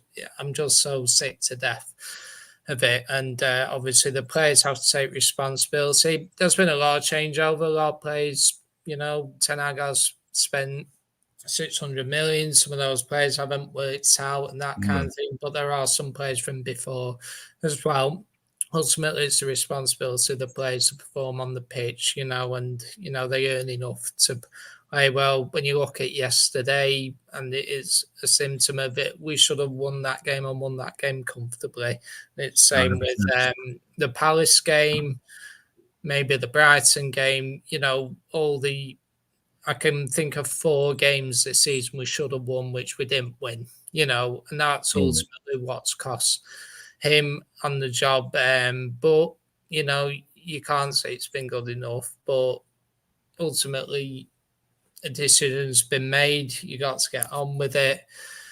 Like I say, I don't have high expectations for whoever comes in. I just hope it works out. And if it's Amorim, he's a good young manager. I don't know an awful lot about him. I was actually messaging a friend of mine his wife is actually from Lisbon, and she has family who support Benfica and Sporting Lisbon. And I asked him what's their perspective on Amorim, and they said he's a good young manager. He's won the league twice there when they went 20 years without winning the league or something like that. So he's clearly a young up-and-coming manager. But you say young. Do you think it's too young? Maybe the job will be overwhelming for a guy who's in his 30s? Yeah, I think I don't honestly know who would be the right fit. This is the issue. And yeah, 39 does seem young, but he might say as a point to prove this is why he's not had expertise dealing with high profile players, so that'll be a big risk for him. I honestly don't know what to make of the appointment if it is to happen, but I'll certainly back him, and he's got to show an iron fist when it comes to some of these players. He's got to be willing to drop some of his players and show I'm the manager. I don't care if you've won multiple Champions Leagues, Premier Leagues, whatever. If you're not performing, you'll be dropped. He's got to, and Ineos, more importantly, have to show support to him. We'll back you, whatever you wish to do. If they don't, then it's just a pointless exercise. We do have the structure in place. I know some people have said we should have sacked him in the summer, but you got to remember, people like Barada and Dan Ashworth only came in July, so it wouldn't have been the best setup for if we got a new manager in an important summer to give this new executive team come in halfway through the summer, which was a critical summer. That's why I felt it might have been, for me, it wasn't the worst decision to keep Ten Hag because there were other issues that have been resolved. Whereas now they've had a couple of months now. They've got their feet under the table, hoping now they're in a position to back the manager. But yes, I wish Ten Hag all the best. FA Cup run was my favourite ever FA Cup run, in my opinion. He gave us that classic Liverpool game, the final. It was brilliant, but you can't deny the results weren't good enough. But I wish him all the best. I'm sure wherever he goes, he'll win things. And I just hope that we can move forwards. Yeah. Wise words. That's, I think we all want us to move forward from this, and I'm basically, I'm personally, I'm sick of this Ten Hag in out debate, and in a way, it's a relief to be over with it. I can go on a show and not talk about Ten Hag in or out. Let's just focus on Ruben Amorim. I will show you guys this, and we can go just scroll through the Ruben Amorim tactics, and I want to hear your views about how he is as a coach. I found this on the Football Analyst. It's a really good site when they have player analytics and team analytics and match and coaches and everything. So check it out if you haven't. So his tactical build-up play, he plays in the low build-up when he plays in the 4-2-5 formation. He basically, it's a 3-2-5, but as I talked about the MW shape, but he brings in the goalkeeper to play as the fourth man in the back three, basically to create overload and to have an extra player when they build out. So we have seen Ten Hag doing this a lot of the times this season. So I think the players should be able to cope with his low build-up. His high build-up, it's more of a 3-2-5 formation, as we talked about, and we have seen this with Ten Hag also, and people dropping down in the pockets to receive the ball and hold the ball in possession and play out to the midfield. This is also very standards, I would say, when it comes to modern manager, and our players should be able to learn this really quick. It's the same thing as Ten Hag has been doing. He likes to play with a high back line. You see here on the picture. I don't know if you guys can see it. It's a small picture. I can share it here. You see his back line. It's really high up the pitch. I would say the most extreme teams we have in the league with a high back line is Liverpool, Aston Villa, and Spurs. So this will be a challenge getting Johnny Evans, Maguire, to get this high up the pitch. I don't know if you have any comments on that. I think it's gonna be a good test to see, how we weed out the players that can't play that high back line. Because at the end of the day, there is still a few players in our defense that I think can do the work all right. Lenny Euro in there, De Ligt and Licha should be the perfect solutions for that. At least the defensive back three. And then it's just a matter of figuring out if Luke Shaw starts to become available, he can get on the left wing back, and then Mazraoui or Dalo on the right wing back, which is how, I think like also Ten Hag, that would be the fullback pairing that he would have wanted. Maybe Luke Shaw if he was available, and then Mazraoui or Dalo, depending on who's more informed. So, but that also means that eventually we're phasing out the likes of Lindelof, the likes of Maguire, and and Johnny Evans, because it's time. Yeah, there's no chance none of them will get a new contract if Amorin comes in my opinion. Because he relies on the high back line, and why do you want the high back line is because of the counter press. You have to be compact, and if you lose the ball high up the pitch, you have to be able to take a step up and press and win the ball back, because you want to win the ball high up the pitch and get another attack. It's everything I've been talking about since the summer, though, Jarvis. Everything I was, when I think you're probably on the show, Pappy, as well. I don't know, but when we bought Euro, and John knows this because we spoke a lot in the summer, and I said I saw a three at the back situation develop, and I could see why. And Pappy's right, Euro would be the pace, because right now there is no pace in the back, and there's no way we could play that high back line. It's impossible. You've got a bit of pace with Leach, and not so much pace with De Ligt, and Euro is the pace. And the Ugarte signing was based on that back three. That's what he was looking to do.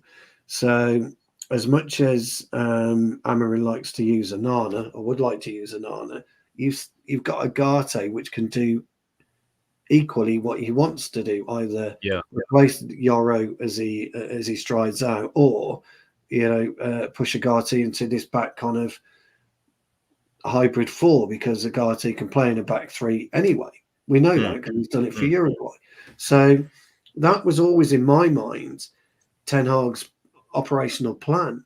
He just hasn't been able to do that. Euro getting injured in the summer for him would have been disastrous, and he had to abandon what I think is what he was trying to do. Again, I agree with Pappy. I think Luke Shaw, he didn't see Luke Shaw having this problems. Nobody saw Luke Shaw having this problems. We didn't realise what Malacia was going through. We still don't really know what he's gone through, but we didn't realise there was options for him to be able to do that. And we've even spoken about Anthony playing as a left wing back. Anthony wouldn't be a bad left wing back at all. Yeah, we talked about it. Anthony is an option. It's an option. Yeah.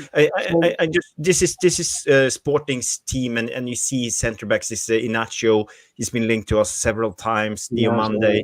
You see, it's a pacey player, and the Bast, who's the right centre back. So I think it's a good team, but can he recreate?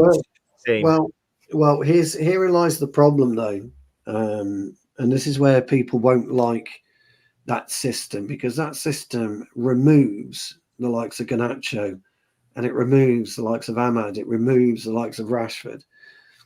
Where is Bruno? There's no number 10 in this team.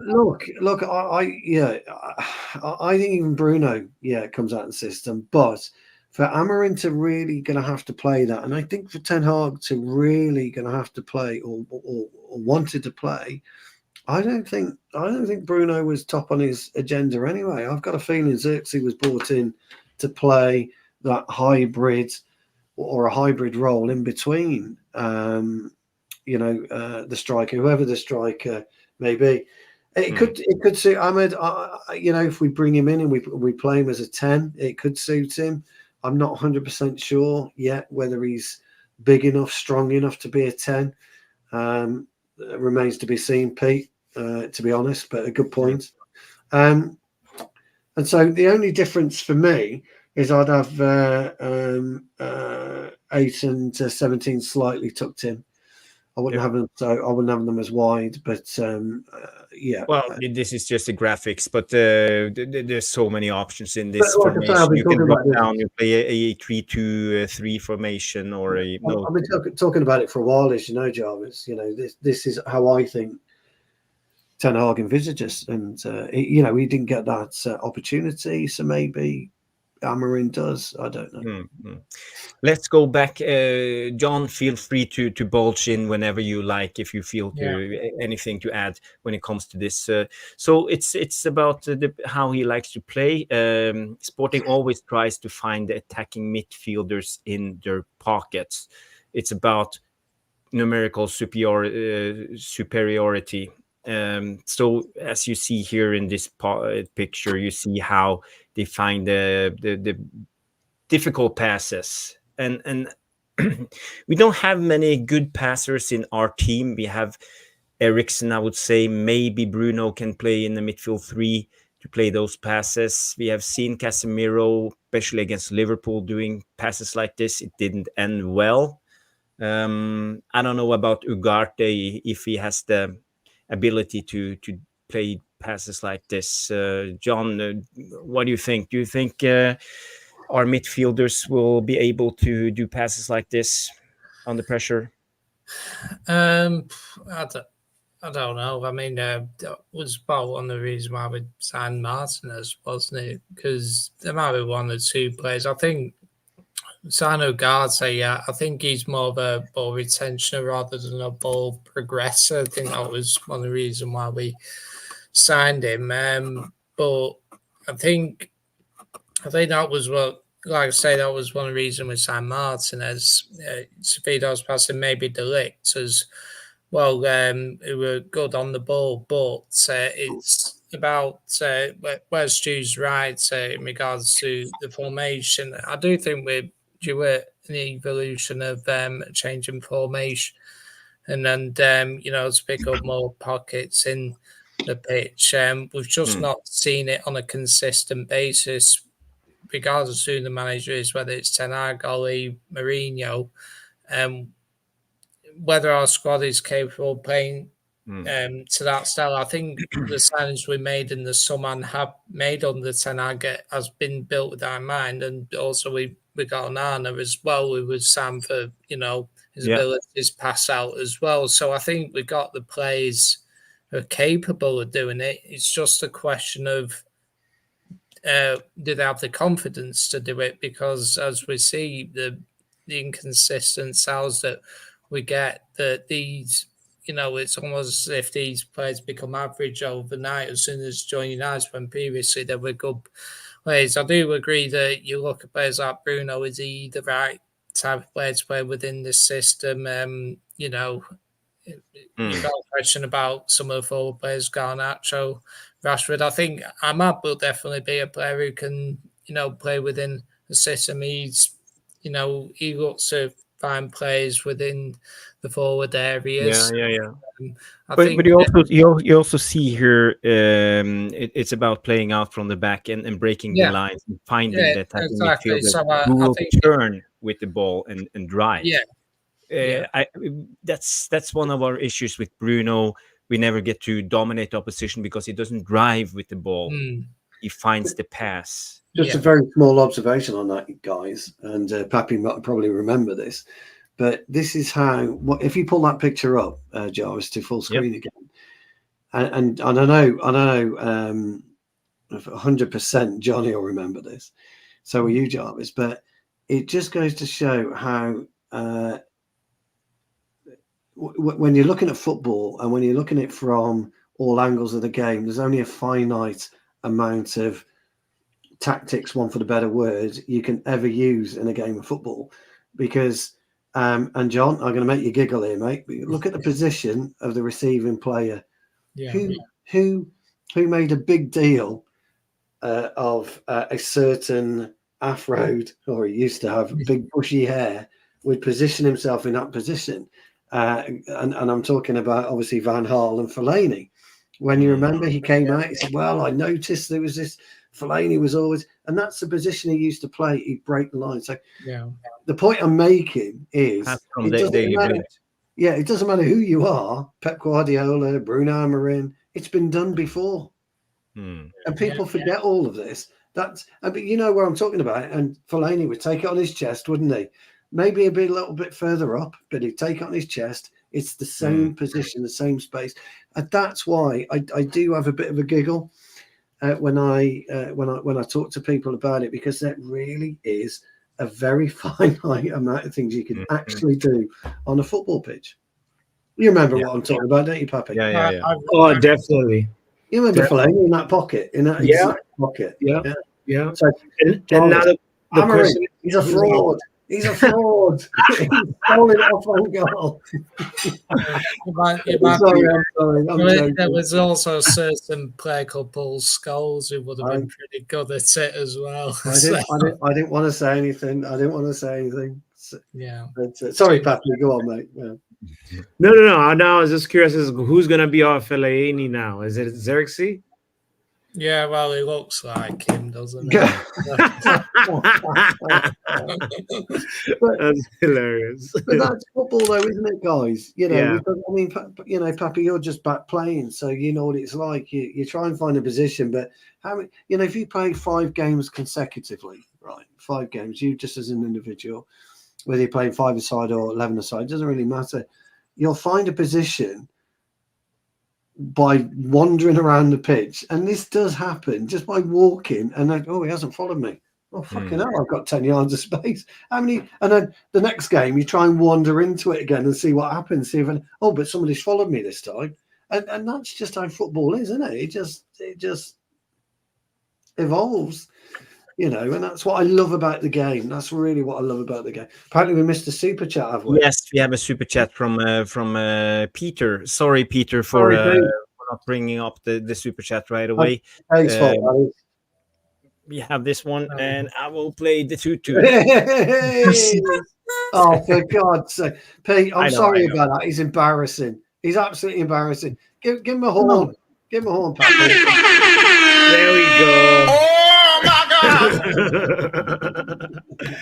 Okay, Alien Tenno comes in with a £2 super chat.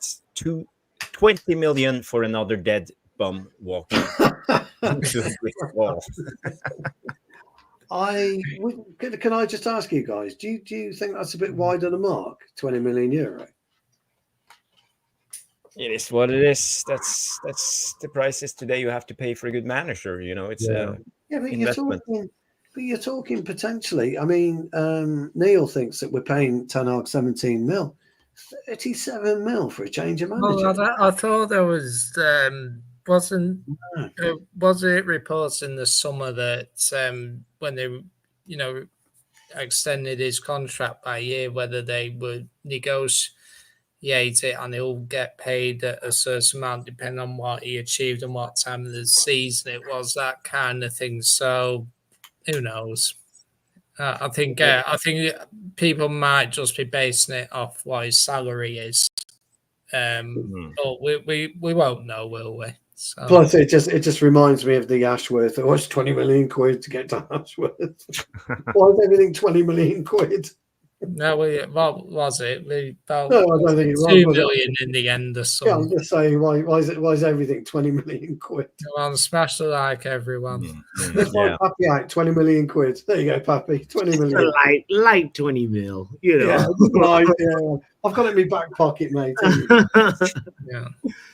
I'm a little bit conscious of time. I know, Stu. I've got 5 minutes. So and we haven't done the Q&A, so I just want to rush through this tactical thing because I promised everybody I would do this.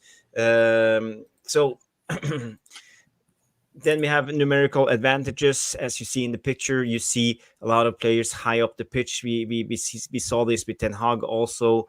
We are attacking 5 attackers against 4 defenders. We overload them. And we have seen this before with Ten Hag. It has its weaknesses, especially in the Premier League when the tempo is high and the ball shift. It tends to be the tennis football, basketballification of football, back and forward, because you don't have enough pressure, counter press from behind, and this could be a problem. But this is the modern football, and I would like to see it. And then we have the final third, attacking the half spaces. So the half spaces is always attacked, and we have also seen this with the Ten Hag football.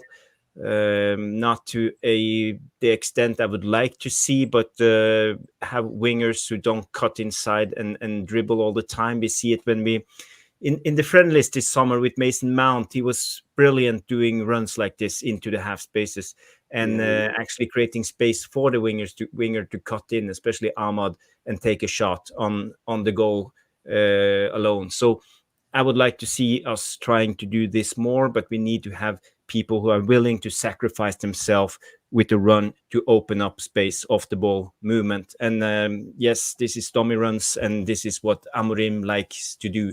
But do our players have the knowledge and football IQ to understand when to do this movement? That's a big question. I'm interested. You're right, Mount though, Jarvis. That's a really good spot. That is, because Mount would actually run into that, but. Of course, my defensive brain starts kicking in. I'm thinking, why is everybody looking away from the ball when actually where the danger is? Nuts, isn't it? It's not footballers. Nuts. I blame Pappy. What did I do? Mate, come on. Come on. No, but what Jarvis is raising is actually a really big point, because like I don't think we saw enough overlapping of fullbacks really from Ten Hag. It was more like maybe only one overlaps and enough attacking of the half spaces. Like every time we saw a little bit of that, it sort of died down, and that's the whole thing that a lot of us in the fan base were like, crying about, that we need to see more patterns, more attacking patterns that you're trying to build. You remember, like, when Pep Guardiola just, would like early Pep Guardiola would just have his team just always do that diagonal pass there would be three players on the wing, like trying several passing combinations to make sure that somebody attacks the half space, and then they receive the ball just as it's about to get to the line, and then they do the diagonal pass, and there'll be somebody that comes in and scores. And that happens so often that, like, the time when Man City had sort of evolved a little bit from that sort of playing style in the Champions League final, they tried all the things that they have been trying to implement that year, but the attacking pattern that actually paid off was the one of muscle memory from 2 seasons ago. So you don't need to go onto the bus, Pappy. Actually, obviously, if you can pop that slide up again. I just want to address this from Alien Tenno. Thank you, Peter, again for the £2 super chat, throwing Pappy under the bus. brilliant banter. But if you pop that up again, Pappy's absolutely right, because I talk about, and Pappy knows this, talk about attacking the diagonal all the time. You go back to that slide where you're talking about Matt there. Where is he, Jarvis? Where is my man? He's on the fucking corner at the 18-yard box. It's the most dangerous position to attack a fullback. Yeah, Pappy's right. Pappy is exactly right, and that's what I'm talking about. If we can get back to that, because, like you say, you can either pass it in, or you can attack the box, and either way, we're in a great position. Because if he attacks the box, the way that defender's facing him, he's going to get a pen. Exactly. So now it gets interesting, Stu, because I see a lot of similar patterns. Ten Hag, Michel, Amorim, Thiago Motta, they all play this type of modern football, and this is what we get. A lot of triangles, rotating triangles, and interchanging into position, and dummy runs, off the ball movement to create space. So we will see more of this, but this is where it gets interesting, and this is the defensive press play. So we see he likes to play in a low press. I got the right picture up. And he uses the 5-2-3 formation in the low press. And this is what will be different from Amorim and what we have been seeing with Ten Hag. Okay, so it's not deep press, but low press. Okay. Low press.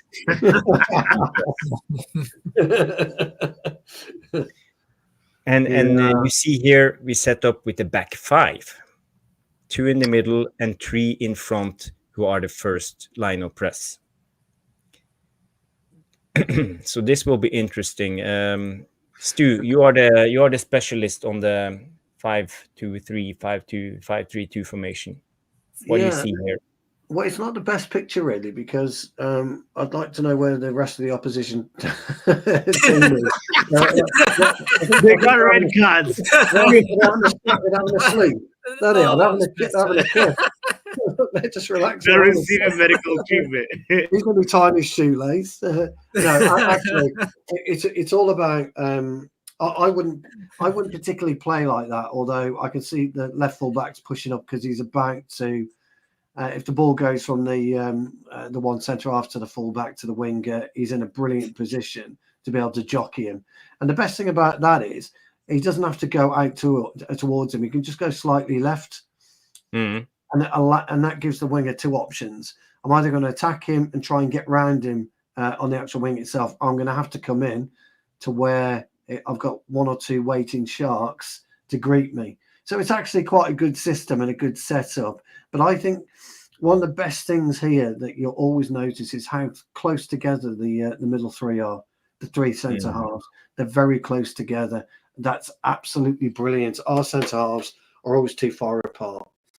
And I always talk about this, Jarvis. Never be too. You've heard me talk about this, Johnny. You have in particular. Yeah.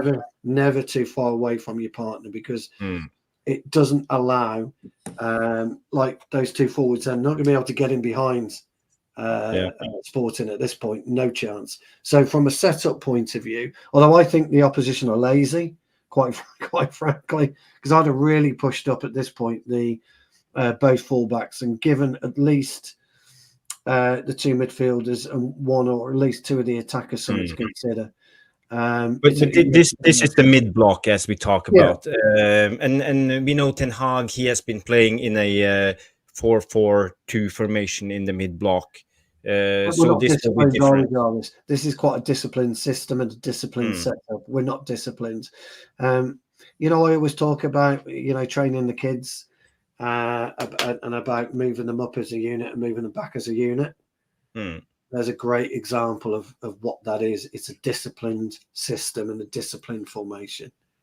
And this is the high press when we go at the opposition when they try to play out from the back. And you see here on this picture, we press with Amorim press with 3 players and 2 behind. So there's always a 5. There's a balance in the system. We have the 5 attacking players, 1 in the middle, and 4 actually defending. So it's not too bad.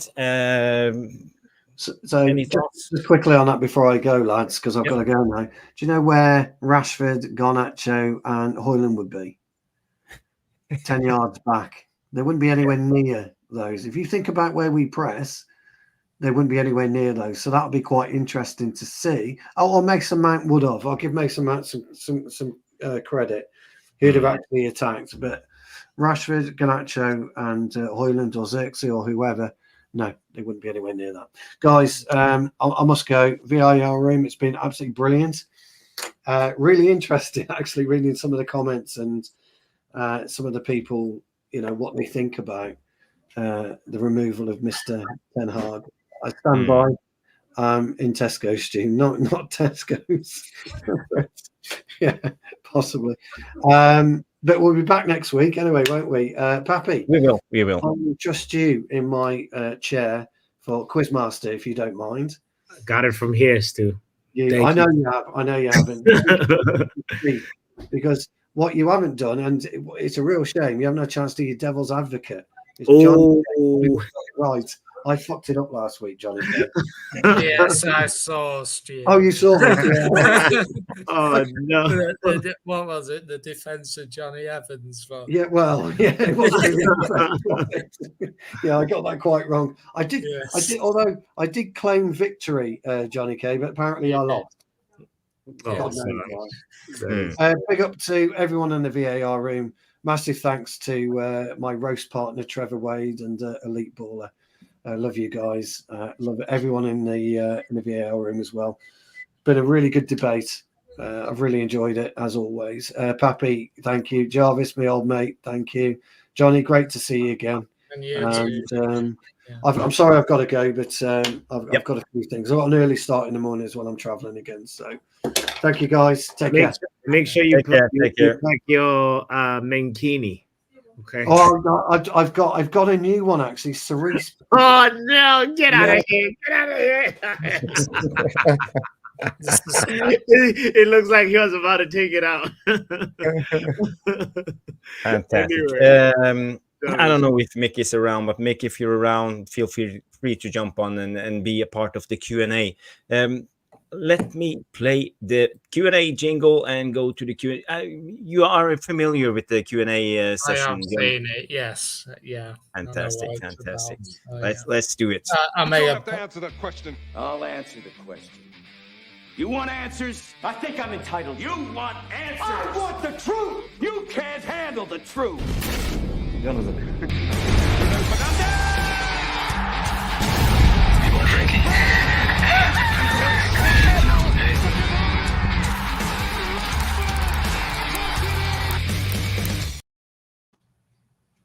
Amazing. Yes. Oh, big shout out to everybody that's tuning in. This is the Q&A section of Jarvis's Corner. We got John, Jarvis, and me, Papi. Please put your questions in the chat if you want your questions to be addressed. Make sure you put a Q at the beginning and then state your question. So the first one, we'll just go ahead and give it to John because it's your debut on this Q&A. Yeah. Oh, Mick is back. And he's back. It's like Candyman. You say Mick 3 times, he shows up. All right. Use. I'll say it 3rd time. First question. Do you think Ineos sacked Ten Hag after getting the green light? Yes, from Amorin. Talks been held from 5 weeks back. Mick kind of talked about it a little bit earlier on, but that was my question though.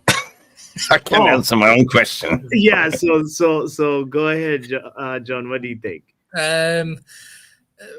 Quite possibly, but then again, if you're gonna game, I guess you could game at any moment if you really wanted him. So I think there were rumours that we did undergo talks with some managers in recent weeks. Wasn't fully aware what managers were. So I think it was more of a preparation more than anything, and they didn't have everything in place to make it happen, but it's something they were maybe doing a bit of background. I'm sure they would have done it with other candidates as well. Maybe they didn't fully settle on him to begin with, and that's possibly another reason why they might have kept Ten Hag in this summer, because they didn't have the full people above him to work a coordinated plan, as well. Obviously, some of the Wilcox came in April, but I mean, we had talks that Tuchel was being interviewed by Jim Ratcliffe, didn't we? So maybe they wanted to wait till everybody was in place so that they could get a direction in place and work towards it, and then they looked at what the credentials of each manager was, and it's encouraging that we're going for someone who's currently employed as well, because I think an easy decision would be sack him and then appoint someone who's not got a job at the moment, which is what we've done frequently. So I think it's encouraging that we laid the background work, and maybe now they have been encouraged that they're ready to go ahead with the deal, and I would expect that he'll probably be in place within a day or two, probably. Yeah. Logically speaking, when you look at the overall strategical review process that was done by Dale Brailsford, and none of these, Omar Barada and Ashford, was on board, but now actually Wilcox came on board and had a little bit of a say, but they didn't have time. They ran out of time and options, and basically he won the FA Cup and there was a sentiment. So they just went on with it because the transfer window was about to kick on and the pressure was mounting on, and they went. However, now when Barada and Wilcox and everyone is an unanimous decision, is what I've been understanding. So you wouldn't. I do recruitment as well, like executive search, and usually you get like a something called a silent search when you are looking to replace Jarvis, for instance, as a CEO of his own, of a company, right? It's called a silent search. But in this instant, it was wide open that. How would Jarvis feel if everyone knows that we are recruiting for his position? So they call it like a succession planning behind the scenes. So there's no smoke without fire. It's been going on for 5 weeks, and they're pretty much looking for the best-in-class manager, which they think can integrate the youth. If you look at Amorin, I mean, he's got a successful track record and bringing in, I think it was 20 academy players in 2 years into first team and playing, right? So on a low shoestring budget. So it fits and marries what they want to achieve. On the other hand, they tried to work with Erik. It didn't work out, obviously. The style of play and everything wasn't there what they wanted. And I believe that once they start getting the green light from the preferred choice candidate, they pull the trigger. Like we see that he has verbally agreed and everything. It's just them ironing out the minor details of paying out 10 million release clause, which is in Amorin's contract, because remember they paid 10 million to get Amorin as well. So I think it's been in the, or is it 20? Not 20, it's 10 million euros. It's in this contract. So I think as soon as they got the green light, it was in the making anyway, going back from games and games, I think 3 games away. After the international break, they did the homework again. So I said, okay, let's give Ten Hag a little bit of a chance to see how we will perform under this new structure. We have new people on board, we have everything, and it didn't work out. It failed. No, I'm not saying Jarvis replacement. No, Jesus Christ, I just took an example, right? But how would you feel? How would you feel that you sitting in a position and you hearing rumblings and you call it out in the press that you're creating fairy tales and lies, but on the other hand, they've been doing it. In broad daylight. I would say I would go win trophies somewhere else. So, and there was another report coming out. I think I just read something. I think it was Simon Stone. I can't remember who said, but it was a report to say that he was on the verge to resign this summer. And I think it was more his agent leaking out to the press to save his face at the end of the day. But realistically speaking, guys, we didn't enjoy the football, right? We didn't enjoy what we saw, and the writing was on the wall. Even if we kept picking, even if we would stay with him, he will still do the same thing. He will still pick Rashford and Garnacho, and he will not play Ugarte. He will not play the kids, like the academy players. They're just there on the bench to display that I have kids, but they're on the bench. It was more of playing like in a survival football, like, to play players that are not going to be here next season, like Ericsson, Casemiro, those kind of things. And eventually the luck went out. What legendary Andy Tate said, the luck went out. Yeah, no, you're right. He's stubborn and proud, and you saw the picture. They flew him out in a private jet. I don't know how they afford it, but okay. They can't even play. They asked Manchester City to put Garnacho and Kobe Mainoo to share the price. Maybe the jet could land at the Ballon d'Or ceremony before going to the Netherlands or something. I don't know. Anyway. Question is for Jarvis. Question is, will Amorim drop Bruno, or will the Sporting connection make him not droppable? Molin Patel, thank you for the question. Yeah, well, we just went through the tactics of Amorim. He plays with a 3-4-2-1 formation, 2 number 10s or whatever you want to call it. Can Bruno operate in one of those roles? Yes, he can. He has been doing it under Ten Hag this season because we have been operating with the 2 number 10s because we play in the WM formation and we have 2 number 10s. Rashford is the other one. Is Bruno the right man? That's another question. I don't think so. He's not. He doesn't cherish possession. He loses the ball. He takes too many chances. He play with too high of a risk if you want to dominate and play possession football. And that's one of the difference between Ten Hag and Amorim. I think Amorim comes in with more possession-based football, discipline. And if Bruno want to play this way, he needs to straighten up and be more disciplined, as Mick mentioned. So will he be undroppable? I don't know. We just gave him a new contract, 350k a week for 3 years. I think Bruno is going nowhere, and maybe Amorim will die by the sword of trying to adapt his formation to Bruno, as I would say Ten Hag did the same with Bruno and Rashford. One thing that nobody mentioned will be a difficult one, and it's a really good question, and time will tell.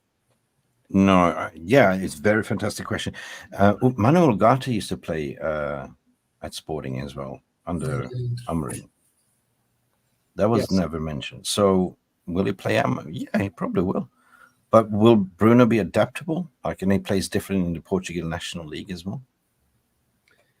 Only time will tell. That's a good question. This one is gonna go to Mick. You are the one you have the Man United badge on your forehead. How did it feel, Mick? No, put it back on. Wear it proudly. How did you feel as a Manchester United fan? Thank you, Trevor, by the way, for this.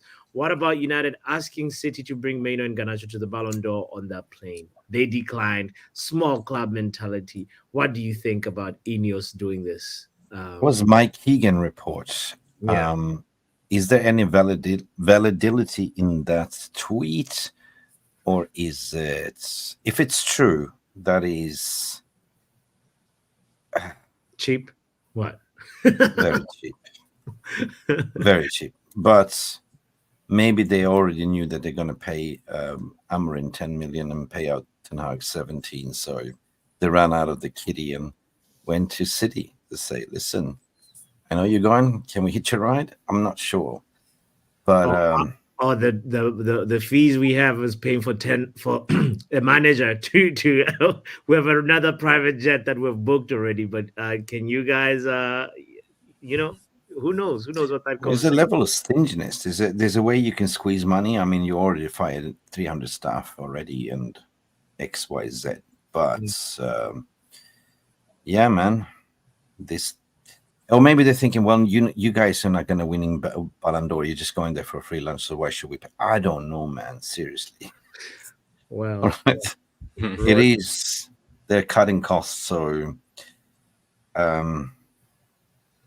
it's small. But anyway, we are trying to save money. We know that we don't have much money, so if it's true or not, I'm not sure. But if it's true, then nah, man. Put them on the plane, 100%. John, it doesn't embarrass. It's a good brand. What about you, John? It doesn't embarrass you? I'm not particularly fussed. Well, slightly separate issue. Apparently, there are agreements between clubs like United States and Liverpool. when it comes to South American players, during international breaks, sometimes they agree to, share planes to bring their players back. So I don't think it's as obscene as it might seem, but I think there's a cost-cutting element to it potentially, but I don't personally have a strong opinion either way on it. So I get why people might think, it's cost-cutting, it's wrong and everything, but I think this kind of thing goes on more than we think. Well, I can just mention something. There's 1,092 watching and 85 likes. It's criminal. Go likey, like go Man United. Go like the video, like the stream, like the show. All right. Talking. Thank you, Trevor, for that. Another question from Trevor, by the way. This one is straight for Jarvis. Why has Andy got in the Old Republic of Ireland jersey on? Never knew he was Irish. Yeah, well, it's a good question, Trevor. I have to say, I have no clue. Check his passport. Maybe Mick knows. Is Andy Tate Irish? I think so. I'm not sure. Check his passport. Andy.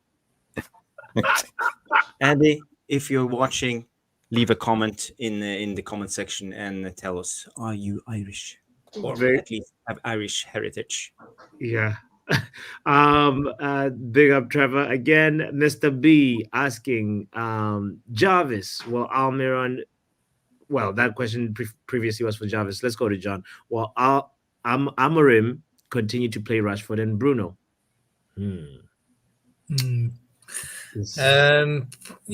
Yeah, probably. I don't know. I don't know. I hope he is bold enough to make changes, but I think what Jarvis said, I can't.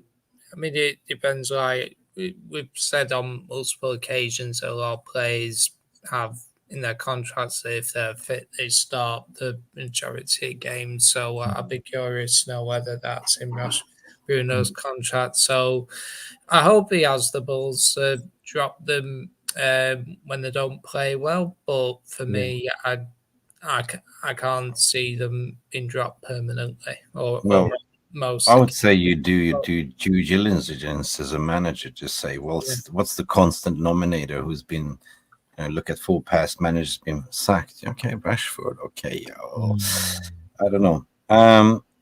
I agree what Stu and Andy was saying earlier. Like, this guy needs to come in and grow a pair of balls to say, well, you're not playing just because you're 350k a week. You're not playing. Yeah. Just put your mark down and say, look, you got to perform on the pitch. If you're not doing that, sit on the bench. Simple as that. Yeah. I think it should be straightforward like that. I have like this. I come across this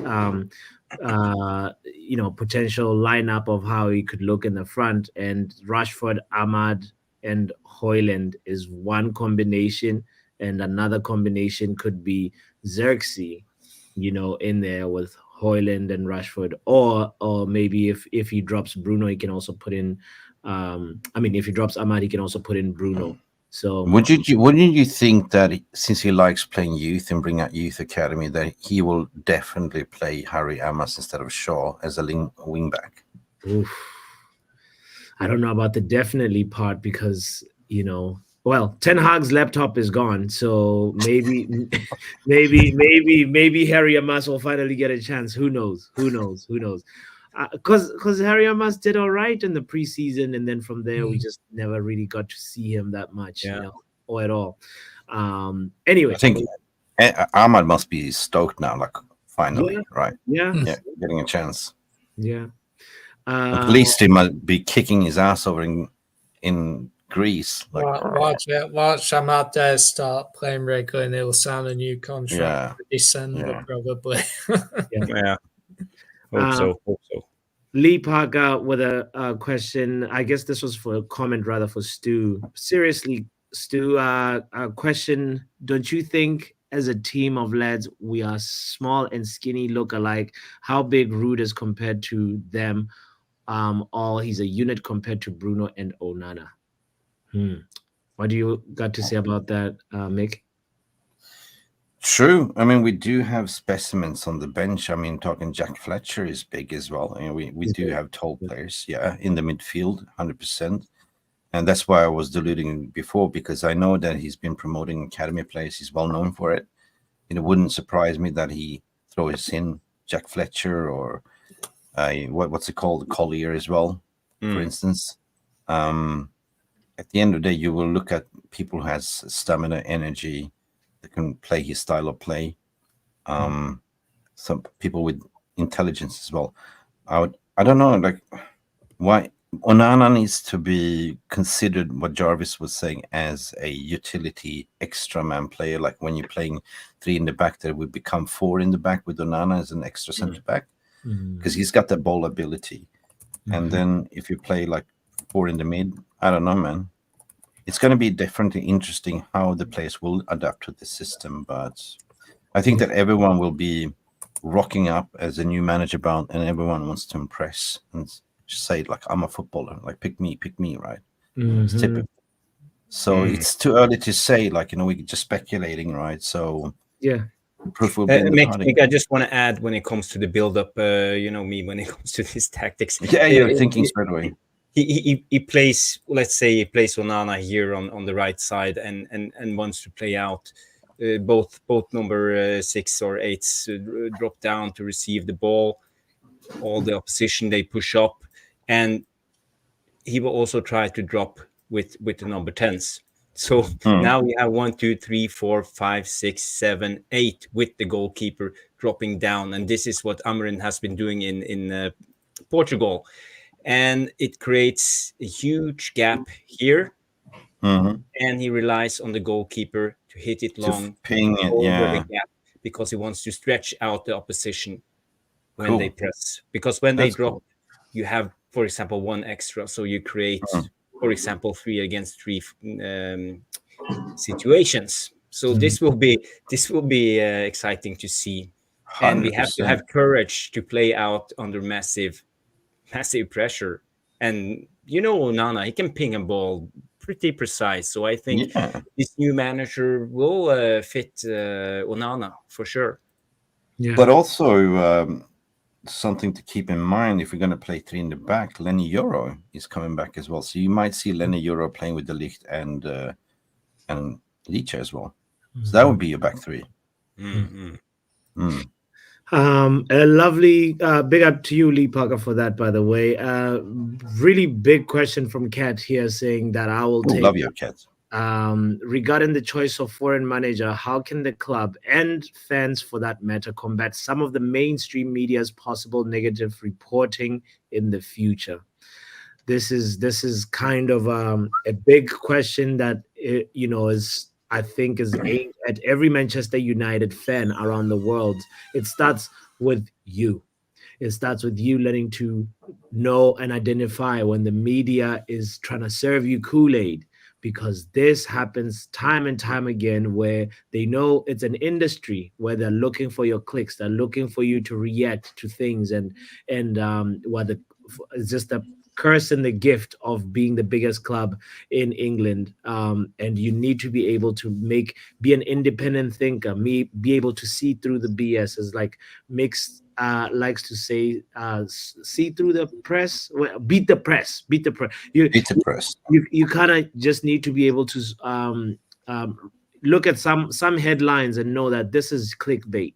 And that happens a lot, and sometimes it can also just end up stirring fans to sort of like have a mob mentality that is just based on speculation, rumors, and things that are.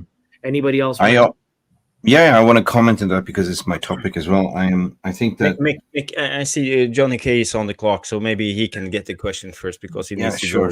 Yeah, sure. Thank you. So, I think it's unfortunately, United will always attract negative media coverage after every defeat. So I think we just got to make sure that we support him. We got to understand that Amorim does come in. You got to give him time and patience to do the build-up. It won't occur overnight.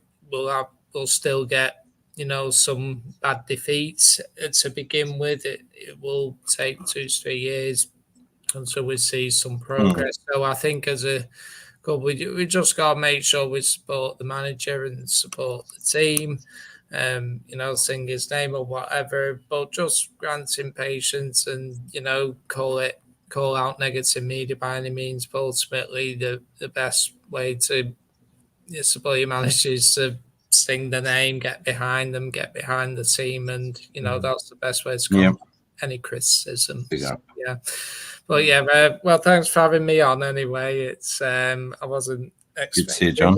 I wasn't expecting the sack today when I put the ideas to I could join it. Solely because the time difference is reduced compared to the UK. But no, it's been it's 6:30 a.m. my time. What are you talking about? Yeah, well, yes, no problem. Well, thanks, guys. Anyway, and thanks, John. Take care. I just want to say on this question, I mean, this has been my Achilles heel since I started this channel, the media agenda against United, trying to drag our badge through the mud. You know, fans and media has been the biggest danger for our club's existence, because at the end of the day, media is influencing your opinion, right? And spread lies. I really like what Andy Tate said in the beginning, like, you know, it's down to Iniesta to need to set a precedent to shut certain journalists out and just shut the door, basically shut down all the lies and mid-spreading. This is the only way. Protect this manager. Now you got your man. If you get Amorin, that has been your signing. Ten Hag was not your signing.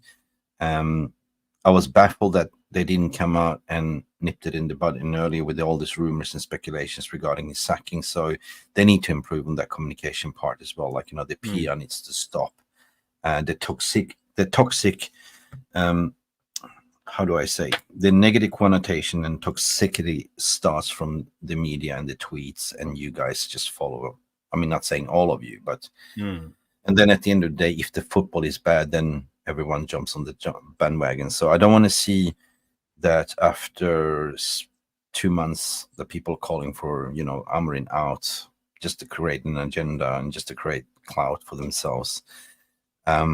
This is a proper rebuild, I must say. This was a choice by the club.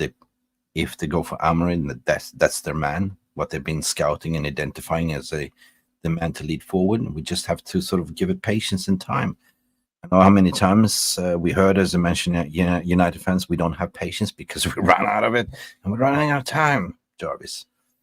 Apparently, we want to win the Premier League by 2028 because it's our 150 years anniversary jubileum. So. Hopefully that happens. Jarvis, anything you want to say about that before we go to the next one? Wearing a backward baseball cap. Well, I can try. Give me a second. Well, I'm just waiting for you to rip up her soul on that guitar. I have this one. I can, oh, yeah. How do I look? You look cool. Yo. All right. I don't want to get left out now. All right. Okay. Next challenge. Do a crisscross. Wear your pants upside down. Crisscross. All right. Let's go. Next question. This one is from Story. All right. So, is he a good coach or manager? Coach. Yeah. I mean, isn't he, 38, 39 years old? He's 39, but he's reduced the injury records with 25% because he looks at players individually and he takes them aside. He assessed data like never before, and he prevents injury. When he had, last season, he had a stroke of injury, he changed his formation. He went more for a 4-3-2-1, and he still managed to have a 60% win ratio. So this tells me that this manager looks after his players. He's in tune with his team. My question might come up earlier, like, you know, does a 39-year-old gel better with a young squad than a 54-year-old? The gap is not that big. And the guy he played football recently as well. And he took his degree under Jose Mourinho. So, yeah, this guy understands football, and he probably understands millenniums and Gen Z and stuff like that. So, yeah. So he definitely has TikTok. He definitely has Snapchat. Yes. He definitely has Instagram. And he will know if somebody tweets about him. 39 is not old, you know. Yeah. He's younger than Zlatan. So it's funny. Because he retired in 2017 as a player when he played for Benfica, and his managerial career started in 2018-2019. So I think COVID was happening late 2019, right? So yeah, he's really. I think he's a head coach. He's a head coach. Same age as Ronaldo. Wow. Wow. Look at that. Yeah, so it's gonna be interesting. So where did the question go? Sorry. The question, was head coach or manager. I was gonna just say that if we see a lot of clubs going for head coaches and not really wanting managers, because managers seem to have this connotation of like, I want these players. This is my laundry list of all these demands. Yeah, I want to play this way. This is the way I play. Yeah. That was Ten Hag. Like, he was stubborn. I'm gonna play my style. But this is Iniesta saying, well, we are appointing you as a head coach, and we have identified the way we want to play. And this is the recruitment strategy. We're only going to recruit players that fits the mold, right? Mm-hmm. And the next manager in that case will be the same manager playing the same system. Yeah. And for people that are usually interested in, like, manager profile, manager history, he started in Casapia as manager. That's when he was appointed, and then went to Braga and now Sporting. And hopefully next stop is Manchester United. So anyway, let's keep moving forward with this. Big up to anybody that's tuning in. Don't forget to hit the like button. Yeah. Q&A section of this. Alien Tennis says, yep, his career will end at 41. Oh, Lord. Oh, Lord. Let's send him into retirement early. Yeah. 88 likes, by the way. We have almost hit the target, and 1,200 watching. So, I don't know, 102,000 watching and 88 likes. Yes, we should be 1,000 likes by now. It's not like Man United over the weekend. We had it's likes on YouTube. We don't have 1,000 watching on YouTube, do we? I know this is what my stat is saying right now. Well, but we have like 250 people watching on X by the way. Oh, maybe an X as well. If you want to drop by YouTube, give us a like if you're watching on X. Do you have any more questions, Poppy? Yes, we have a lot of questions, so we need to hurry up. Let's speed it up. All right. Yeah, I already mentioned this one. Oh, you did this one before. Let's go to the next one, which is from Trevor again, saying, are we in another rebuild as the new manager has left with a lot of Ten Hag players, and want to stamp his own type of players in this squad? What do you think, Jarvis? We are always in a rebuild under the Glazers. We can't seem to make up our mind what we want to do. I'm not entirely trusting the Ineos. Do they know what they're doing? Okay, we have footballing people in charge. We also have the Glazers still here. Joe Glazer is on the board. Joel Glazer, and they have power over the financials. Ineos is in control of the sporting decisions, but it's twined together, with the financials and sporting. So will we come good? I don't know, but we are in another rebuild, bringing in the new manager. Now we are going to, if Amorin comes in, of course, we will start playing the 3-4-3 formation or the 5 in the back. We don't have wing backs. We don't have center backs who are capable of defending the wide areas when you play in the back 3. We know Maguire, Evans will struggle with that. Also, we have seen this season Licha dropping off when you have to defend in the wide areas. We don't play with the number 10, so we won't see Bruno at his best. We can't play with the wingers because we will use wing backs. What are we going to do with Rashford? What are we going to do with Anthony? Maybe Ahmad will cope. It will be difficult. Do we have good enough strikers? Because it won't be as much service as maybe. They need to be able to hold on to the ball. Lot of questions. Do we have possession-based midfielders who can keep the ball and pass the ball? Yeah. It will take time. So my thing is, be patient. It will be another rebuild. We won't be competing for the league next season. If we get top 4, that will be absolute maximum. I'm not sure if we can do that. And we will need to splash a lot of cash to buy players and get rid of old ones. By the way, great answer, Jarvis. Mick, just I know it's Halloween, but you just like went Casper on. There's something with the picture quality that you just like it's. Did I freeze? Yeah. It's maybe I have to disconnect my VPN. A little spooky. It's a little spooky. So Halloween has come early. All right, because the next question is related and it's from also Trevor Wade. I'll take this one. Can any manager change the fortune of this team unless there's a huge clear out, which sets us back at least another 3 or 4 transfer windows, probably? And how long do you think it will take? Excellent. Yeah, you can have this one, Poppy. Yeah. I think part of the job now for Ineos is to make sure that we are having to do clear outs less and less with any managerial change. It's you buy players because they fit a certain identity, they fit a certain footballing profile that you're trying to have, and so that the succession plan is a lot smoother, and you don't have to go out and do a major squad clear out. At the end of the day, I think I don't want to put a timeline on it, but maybe 3 years or so, we should be seeing like a really, really, really well-oiled machine. I hope sooner than that, obviously. I hope sooner than that. I do hope that the fruit of the under 18s and under 25s will play a good part in this as well. Yes. If you look at Cheetah, Obi Martin, Shea Laces and all them, right? Yeah. Definitely, if you have an Amorin, he will promote them into the squad. Right, so we might not even go out on the market. We definitely need better midfielders, 100%. I mean, we talked about Johnny Evans. He will not be here next season.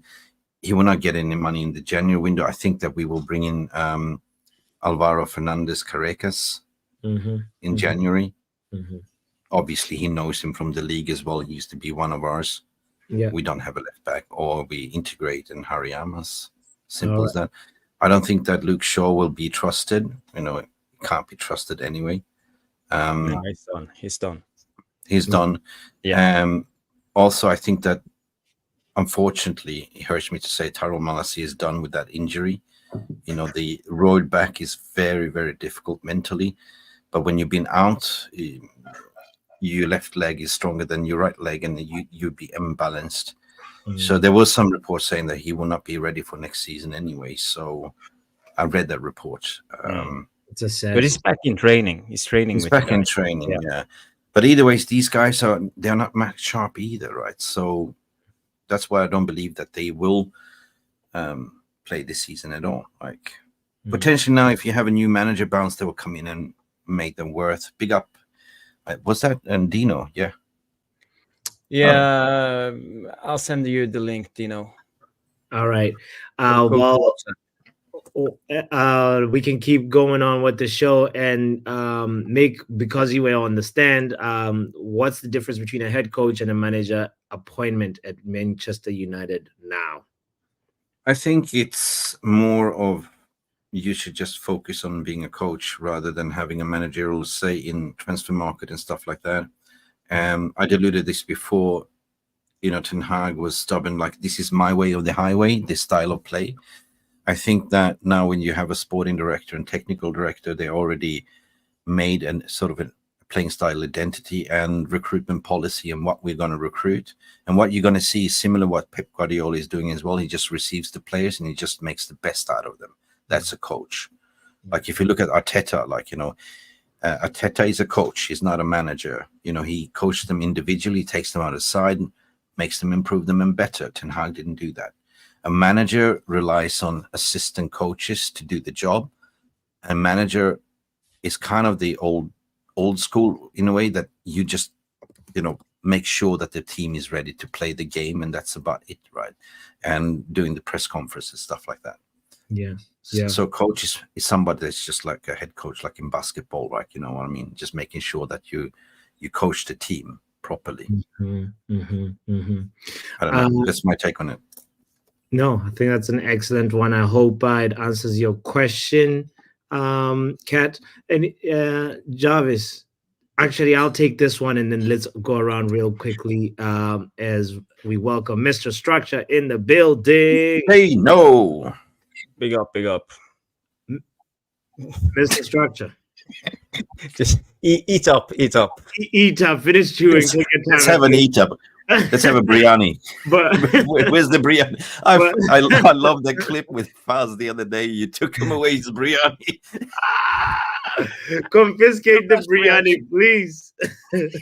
You stole his biryani. That was the funniest I've seen ever.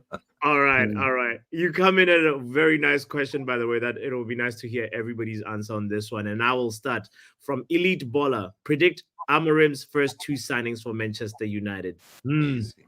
I think Victor Gyökeres.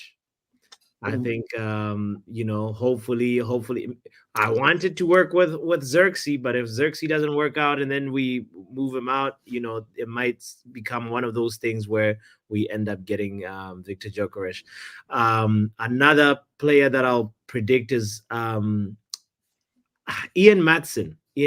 I feel like that left back position is sort of still blurry right now. We're waiting to see what's going to happen with Luke Shaw and Malacia. But if Luke Shaw goes back into being injured, we seriously in January have to make an emergency signing, and somebody like I think Ian Maatsen can play left wing back really well, and that's sort of like the kind of quality that we might need in our squad. Anybody else want to go on this one? Jarvis? Yeah, I can go quick because we need wing backs. If Amorim is coming in, there's only one thing we need to do is sign wing backs right away. So we need at least 2 wing backs, I would say, or maybe 3. There's so many of them. I'm not quite sure, but in Sporting he has a couple of good wing backs. I don't know, guys. Do you know names of any good wing backs? I think that since we've been linked to that guy in Leverkusen all the time, Grimaldo. Grimaldo, and the other one. What's his name again? Yes, the one on the right, always overlaps. What's his name? If we can get those 2 guys, I think we will be good to play. Frimpong. Yeah. Grimaldo and Frimpong. I don't know. Since we have 3 centre backs that is apparently going to be phased out next summer. We're talking about Lindelof, left-footed. He might look at Inacio. We were heavily linked with him. He plays under him, and he's a left-footer, 100%. We know Harry Maguire is going to be phased out in summer. Johnny Evans probably not going to play. So all of a sudden we need 3 centre backs. Inacio is a left-footed that we were looking at this summer that could play his style. He can play. He can actually replace Leach as well. But then I see him playing a back 3 with Lenny Euro, Leach, and De Ligt. So he needs replenishment in the back. Will he get a Gyökeres? I wouldn't say no. I know him from the Swedish national team. He's an excellent player. But other than that, I don't think that he wouldn't have any say in what he can bring. I think that the sporting team and the head of recruitment, Christopher Vevel, will go out there and scout players for him, basically. So we'll see. What do you say, Dino? Yeah, big up, people. Big up, bro. Big up Nick. Big up Jarvis. Big up Papi. Big up everybody in the chat. Please like the video, people. Like the video. I have a war with the people, the chat crew. They don't like the videos enough, man. Honestly, all these channels, they don't. 94 likes content, and 1,000. Yeah. For the content that is provided, people need to like the video. So I'm not in a celebratory mood. There's nothing for me to celebrate. For me, Ineos put us through. They wasted time. They wasted 25% of the season in my liking. 25% of the season they wasted. I agree. I was working last Thursday. Luckily, Jarvis and Tom and Lesso and others watched the game. You all guys watched the game. And he played a fucking left back, right back as a number fucking 10. Yeah. He wanted to get sacked. That's the person saying, I want to get sacked. Yeah. That's the manager saying, I want to get sacked. So at the end of the day, Erik ten Hag's going to be all right. He's from a very, very rich family, even before he was a footballer. I feel sorry for the 250 in counting. There's more sackings coming, apparently. For a lot of people in and around the club, there are more redundancies coming. So I feel sorry for the working class people of Greater Manchester who've worked for this club for a long, long time. And already 250 of them have been sacked. So that's why my thoughts are they're not with Erik ten Hag. Erik ten Hag was handsomely paid. He was a very lucky manager. He was lucky to have his job, even though some of the results that he's put up and the performance that we saw from the team under his reign. So at the end of the day, I'm not celebrating. There's nothing for me to celebrate because I believe Ineos wasted our time. I really think that it could have been fresh. Erik ten Hag could have been gone on a high, just like David, just like Varane. Yeah, just like Varane, it could have gone on a high, just like Martial, those guys could have gone on a high, and they would not have put us through this. You see the form book, really, if you want to understand, other than the last 4 games, the form book was what it was last season. Mm-hmm. The scores are there, the results are there, the lack of goals. It was 3 wins, two draws, and 4 losses. That was the form that we had last season. A lot of the times in the form that we were last season, when he decided to change it and play more compact.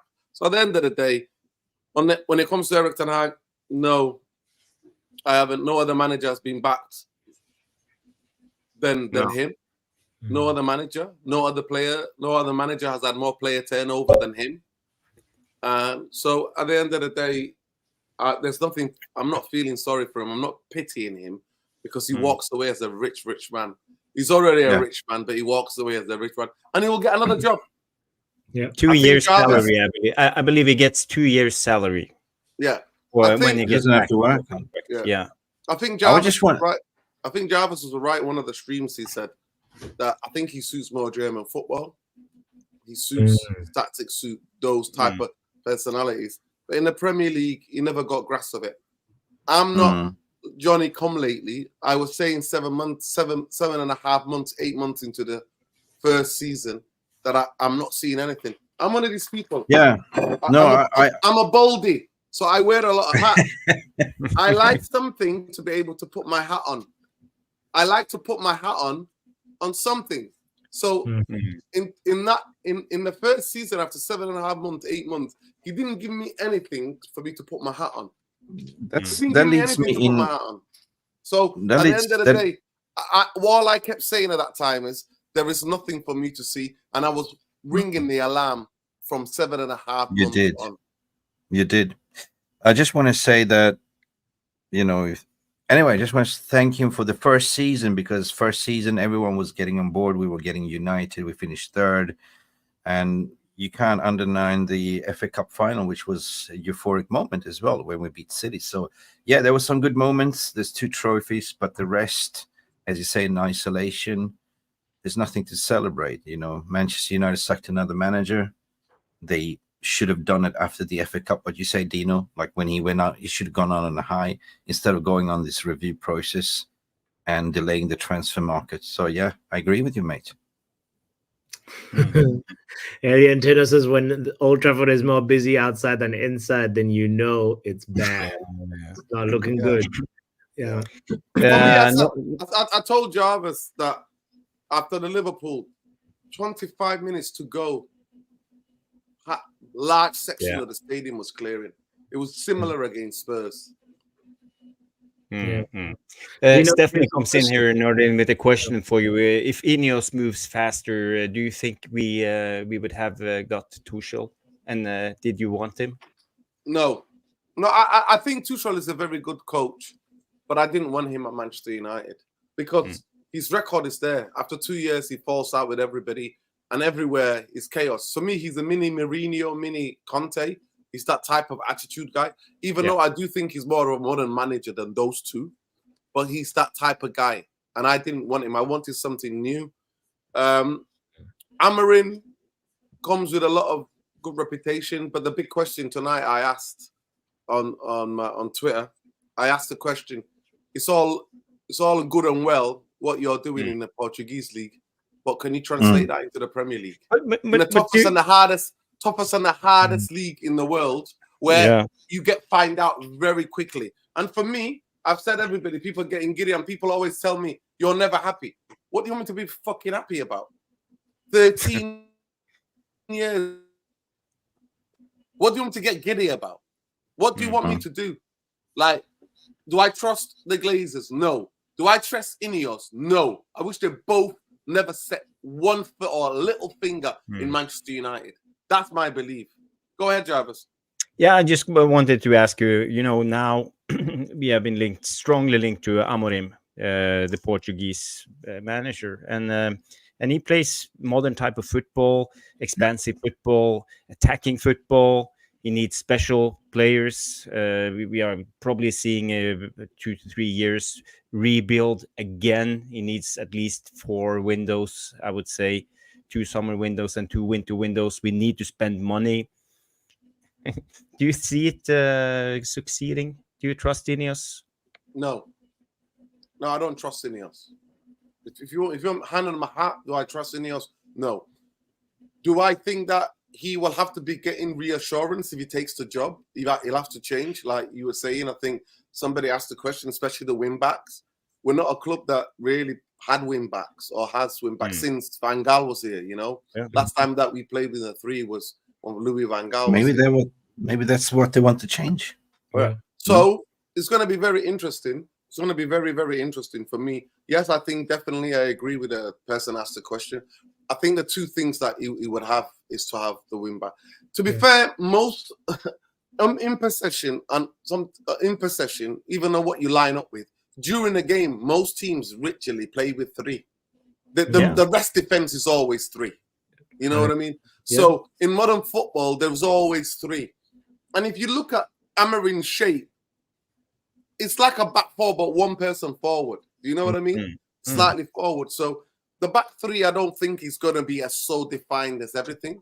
I think we might have the players, but we're going to need another 3 centre halves. For me, I'm not seeing Johnny Evans, Victor Lindelof, and Harry Maguire. I'm sorry. Do I think Ineos have the money to back another manager to bring? Omar Barada is on record saying that he wants Manchester United to win 2028, which would make the 150th anniversary of Manchester United as a football club. That's what he wants. So at the end of the day, they have to have a plan and they have to try to go and succeed. Do I think that we have players that are not 14? We have players that can get us into the 4th, to get us competing with Villa? 100%. I fucking do believe that. I don't. Yes, have they been applying themselves? No. Do they need to fucking buck up? Is there any excuse for players anymore? Especially now that we've got a football structure where you've got a director of football and then a technical director, both in the training ground every fucking single day. The offices are next to where the coaches are. Their offices are next to the coach. So now it's not just that you got to deal with the coach. You got to deal with the director of football and the technical director. There's no fucking for you to hide. There's nowhere to hide for these players. And Dina, hopefully, go ahead. Let finish it. Sorry. So at the end of the day, is there going to be accountability? Or are we going to get another manager and say, "Oh, Bruno, you can't drop Bruno and you can't drop Rashford"? Are we going to put that on him? For me, if somehow if you see this Amorim, I know you speak very good English. I'm telling you now, you got to have who plays and who doesn't play. You've got to have that veto. Nobody in the club can tell you who plays and who doesn't. And because of their contract, because they're the face of the fucking football club. You play players on merit. Play players on merit. Now, tonight there's a bit of a confusion and there's a bit of a war between Ornstein, the Athletic on Ornstein and Fabrizio Romano. And Fabrizio Romano saying that he might not be coming. The thing that we negotiated, it might be the end of the season. And the way that the article on the Athletic is being mixed is that no, they're here to pay the compensation, which would be, I think, 10 million euros, which would be like £8 million. And that's what they're going to pay. And some people are saying, I mean, I saw the rumours even before Erik Ten Hag got sacked, saying that Manchester United know their new manager. I got those text messages going around in around Manchester. today there's strong rumors that Ineos have got a manager already in place. Yeah, that's what I said earlier. And Erik Ten Hag was going to be sacked. But we'll see who's right. Is it Ornstein or Fabrizio Romano? Who's putting a doubt? Who's putting a doubt? And the evening news, the local newspaper, shit fucking webpage. It used to be a really good newspaper back in the day, but now it's just an advertising board with that absolute prick Samuel Racist Lockers. They're going with Fabrizio. Yeah. They're going with Fabrizio saying he might not be coming till the end of the season, but go ahead. No, that's what I said earlier. Like, I don't think that they pulled the trigger without even securing the manager first. You know, you don't do that, right? So they probably got the green light, and they know that it's a 10 million release clause. They calculated we can afford to pay it, and otherwise they wouldn't just go in. You know, they pulled the trigger this morning. They got the green light already, I think. Mick, you want to also shoehorn Clis's question as well? Do you think the club brought Xerxes and Ugarte with Amorim in mind? Do you want to answer that? They might. Yeah, I think that Ugarte was a club signing. It's not a Ten Hag signing. I think Xerxes, they already done calculated signings based on who the next manager will be. And I think that had Amorim high up on the list. I don't think that... going back to the earlier question that Thomas Tuchel, I think he failed the cultural fit interview miserably. There was meetings, there was interviews, and it's simply like you and me apply for a job and we didn't get the job.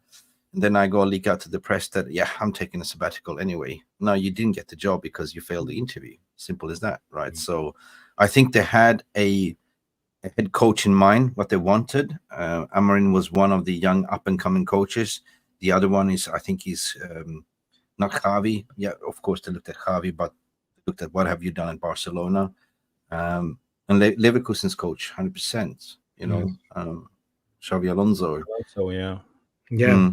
Anyway, let's end the Q&A session and just sort of just, you know, I think, you know, just go back to the free flow conversation. Yeah. So big thank you everybody that put that questions in the chat, and feel free to just keep putting them in, but we won't be able to address all of them. You know. Yeah, we are 95 likes still, and 5 away from 100. We are 5 minutes away from 3-hour mark, so I think we will start to wrap up the show. A couple of more questions. I have one question, because when it comes to Ineos, I wonder, do you think they kept Ten Hag in the job just because they didn't have the right man in place? And now they suddenly got Amorim, they just pulled the plug. They knew Ten Hag wasn't the right man already after the FA Cup final. Do you think this was the master plan all the way? Yeah, but that's why I said earlier, like, you know, the strategical review was done by Dodgy Dave, and then Wilcox came in, wasn't it? So Omar Barada was not a part of it, and Ashwood was not part of it. Officially. Officially, not yet. Officially. Yeah. So they didn't have enough time to assess the manager situation since the transfer window started. So they dilly-dallied. Yeah, they did a couple of interviews, and they realized that the man that we really want is not available. And the man that we are now heavily linked to, supposedly was approached by Liverpool, and he rejected Liverpool. And he's also being linked as Pep Guardiola's replacement. So I think that is a strong links with Omar Barada, 100%. He's the hottest commodity around right now. It feels like I heard even Liverpool did look at him as potentially succeeding. Yeah, he snubbed him. So, he said no. Yeah, so it feels like the right direction, right choice. Reminds me of me and my siblings, where you know, I wasn't sure about like whatever a color of a hoodie, and I'm like, Dino, which one do you want? And then he's like, the red one. And Nick, which one do you want? The red one. Jarvis, which one do you? And then I go get the red one. You know, like you know. So yeah. I just want to answer before we. Wicker comes with a good question. With the current squad all available, how do you see Amorim setting up the team? As we are speaking about Amorim, obviously we will continue with Onana in goal because we need a ball-playing goalkeeper. We have seen that he likes to play with the goalkeeper helping up in the build-up, and sometimes need to ping the long balls over the gap that he creates because we drop 7 players down. So that will be interesting. They will play with 3 center backs. We have Lenny Euro, Licha, and De Ligt. All players. But we need even more center backs because we have no backups in that formation. But currently, as it stands, those 3 will be the guys, and maybe Luke Shaw if he ever comes back from injury. I think he could fit in a back 3. If he Wingbacks, maybe Dalot can play it. I think Mazraoui can play wingback.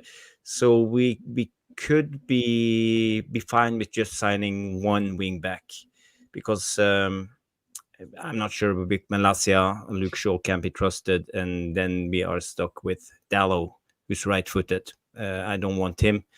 Some people mentioned Anthony as left wingback. I'm not entirely shoehorning Anthony. Yeah. So we probably need to sign a new left wing back. Central, 3 central midfielders. We have Ugarte, played in Portugal. I think he will slide right into that team. Mainu, and who's the third one? Bruno? Again, I think they will go to Benfica and they will trigger that 16, 17 million for Alvaro Fernandez, bring him back, proper left back. It's a cheap option, right? Yeah. Yes. Sorry, somebody was calling me. I don't know if you were posted any of the questions to me. Yeah, we are talking about how do you see Amorim setting up the team with the current squad? Well, the 3 centre backs, I think, explain themselves. Yeah, I see Euro on the right, De Ligt in the middle, and Lissandro on the left. That's how I see it. The 3 that will play at the back. I think Mazraoui can play. Yeah. You know, I've got things about Diego Dalot for me. He was absolutely shocking the other day. Yeah. And Mazraoui is somebody that I really like. I really like Mazraoui. So I think even Mazraoui can be a good win back because he knows the rhythm of modern football. I do think we need to get a left back, and I agree with Mick. It's a good shout to bring Alvaro back. And actually, he'd be really interesting to speak to him about Alvaro because he's faced him. He's played against him. Or he's in the same league as him and he knows a little bit about him. He was a former Benfica player, Amorim. I think he won 10 titles as a right back and as a right winger at times he played. So he's got good sources at Benfica to get information that he wants if he was to become a Man United manager. So that won't be anything. I think the 16 million is there for us to bring it back. I think it's one of the things about Ten Hag for me, like letting that kid go and then bringing fucking Reguilón. That was some of the mistakes that he made, man. Like, I didn't understand some of his decision-making and decisions. So for me, that kid deserved a chance to go and play 40-something games in one of the most competitive leagues in world football, which is the Championship. Preston North End. You play every 3 days you play. And for you to win the Young Player of the Year at Preston tells me that you got minerals. Yeah, I mean, there's things that in his game he has to work on.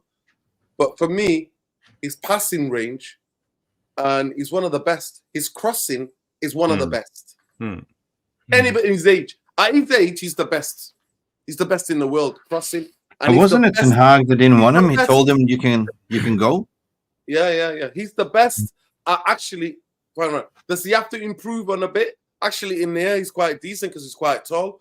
But does he have to improve on a little bit? Like, does he have to improve? Yeah, again, things need to be developed. Players need to be improved. There's a part of me, Nuradin, that feels like, we know that, he loves this back 3 thing, but like, I think, the Premier League is a different ball game, and it's every time it's a big new managers like dilemma. How do you implement your philosophy, and also you look at the tools that you have? And I think Yale sort of mentioned it earlier on that let's not be surprised if he starts with a back 4, whether it's a 4-1-2-1-2 or 4-4-2-3-1 or whatever, 3, you know, like he might say, I will evolve to that what I really want, but for now it's all about stabilizing the ship and not giving these guys instructions that they will be bamboozled and don't know what to do when they're playing Chelsea or what to do when they're playing Arsenal later on this season. So it'll be very interesting to see. So a possible backfoot can happen. There's I believe he's got cojones because he's got balls the way he's switching up the play and the tactics. And when he had the injury season, he diverted away from his 4-3. What was it? 3-4.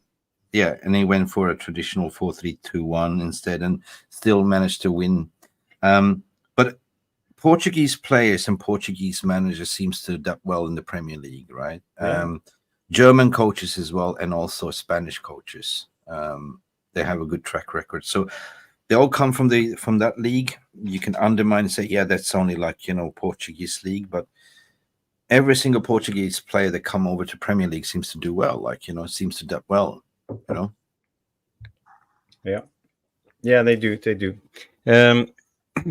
When it comes to this Amorim, we don't know if he's the man yet, but we will first see Ruud van Nistelrooy taking the wheel for a couple of games at least, maybe all the way until the end of the season if some of the rumors with Amorim is true.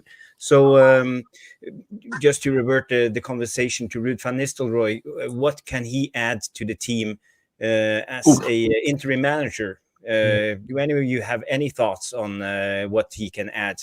Apologies, I'm going to be there on Wednesday, so when I come back after the game, I can let you know. Whoa. I'm going to be there to the Leicester game. I think the atmosphere is going to be incredible. If he especially wears if he wears the blazer, if he comes out, puts on Ryan Giggs and wears the blazer, like Carrick, and then stands there, stands on the touchline and gets the big watch and looks at the watch and does that, plays those antics, try to emulate Fergie in those sense, call somebody over and have a go at them. If he does those things, I think that place is going to explode. I really think that the atmosphere will be crazy. Because he is somebody that is universally mental. We'll finally know what he was arguing about. And hug, I spoke to some Feyenoord friends. I think it was 2-3 weeks ago, and they hated him. They hated him in Eredivisie because he was unstoppable. He was that conductor, from Vienna Symphony Orchestra, more drums, attack. This guy is very vocal on the pitch, very into the game. So what you see difference, he will demand, he will conduct. This is what I want to see. Right.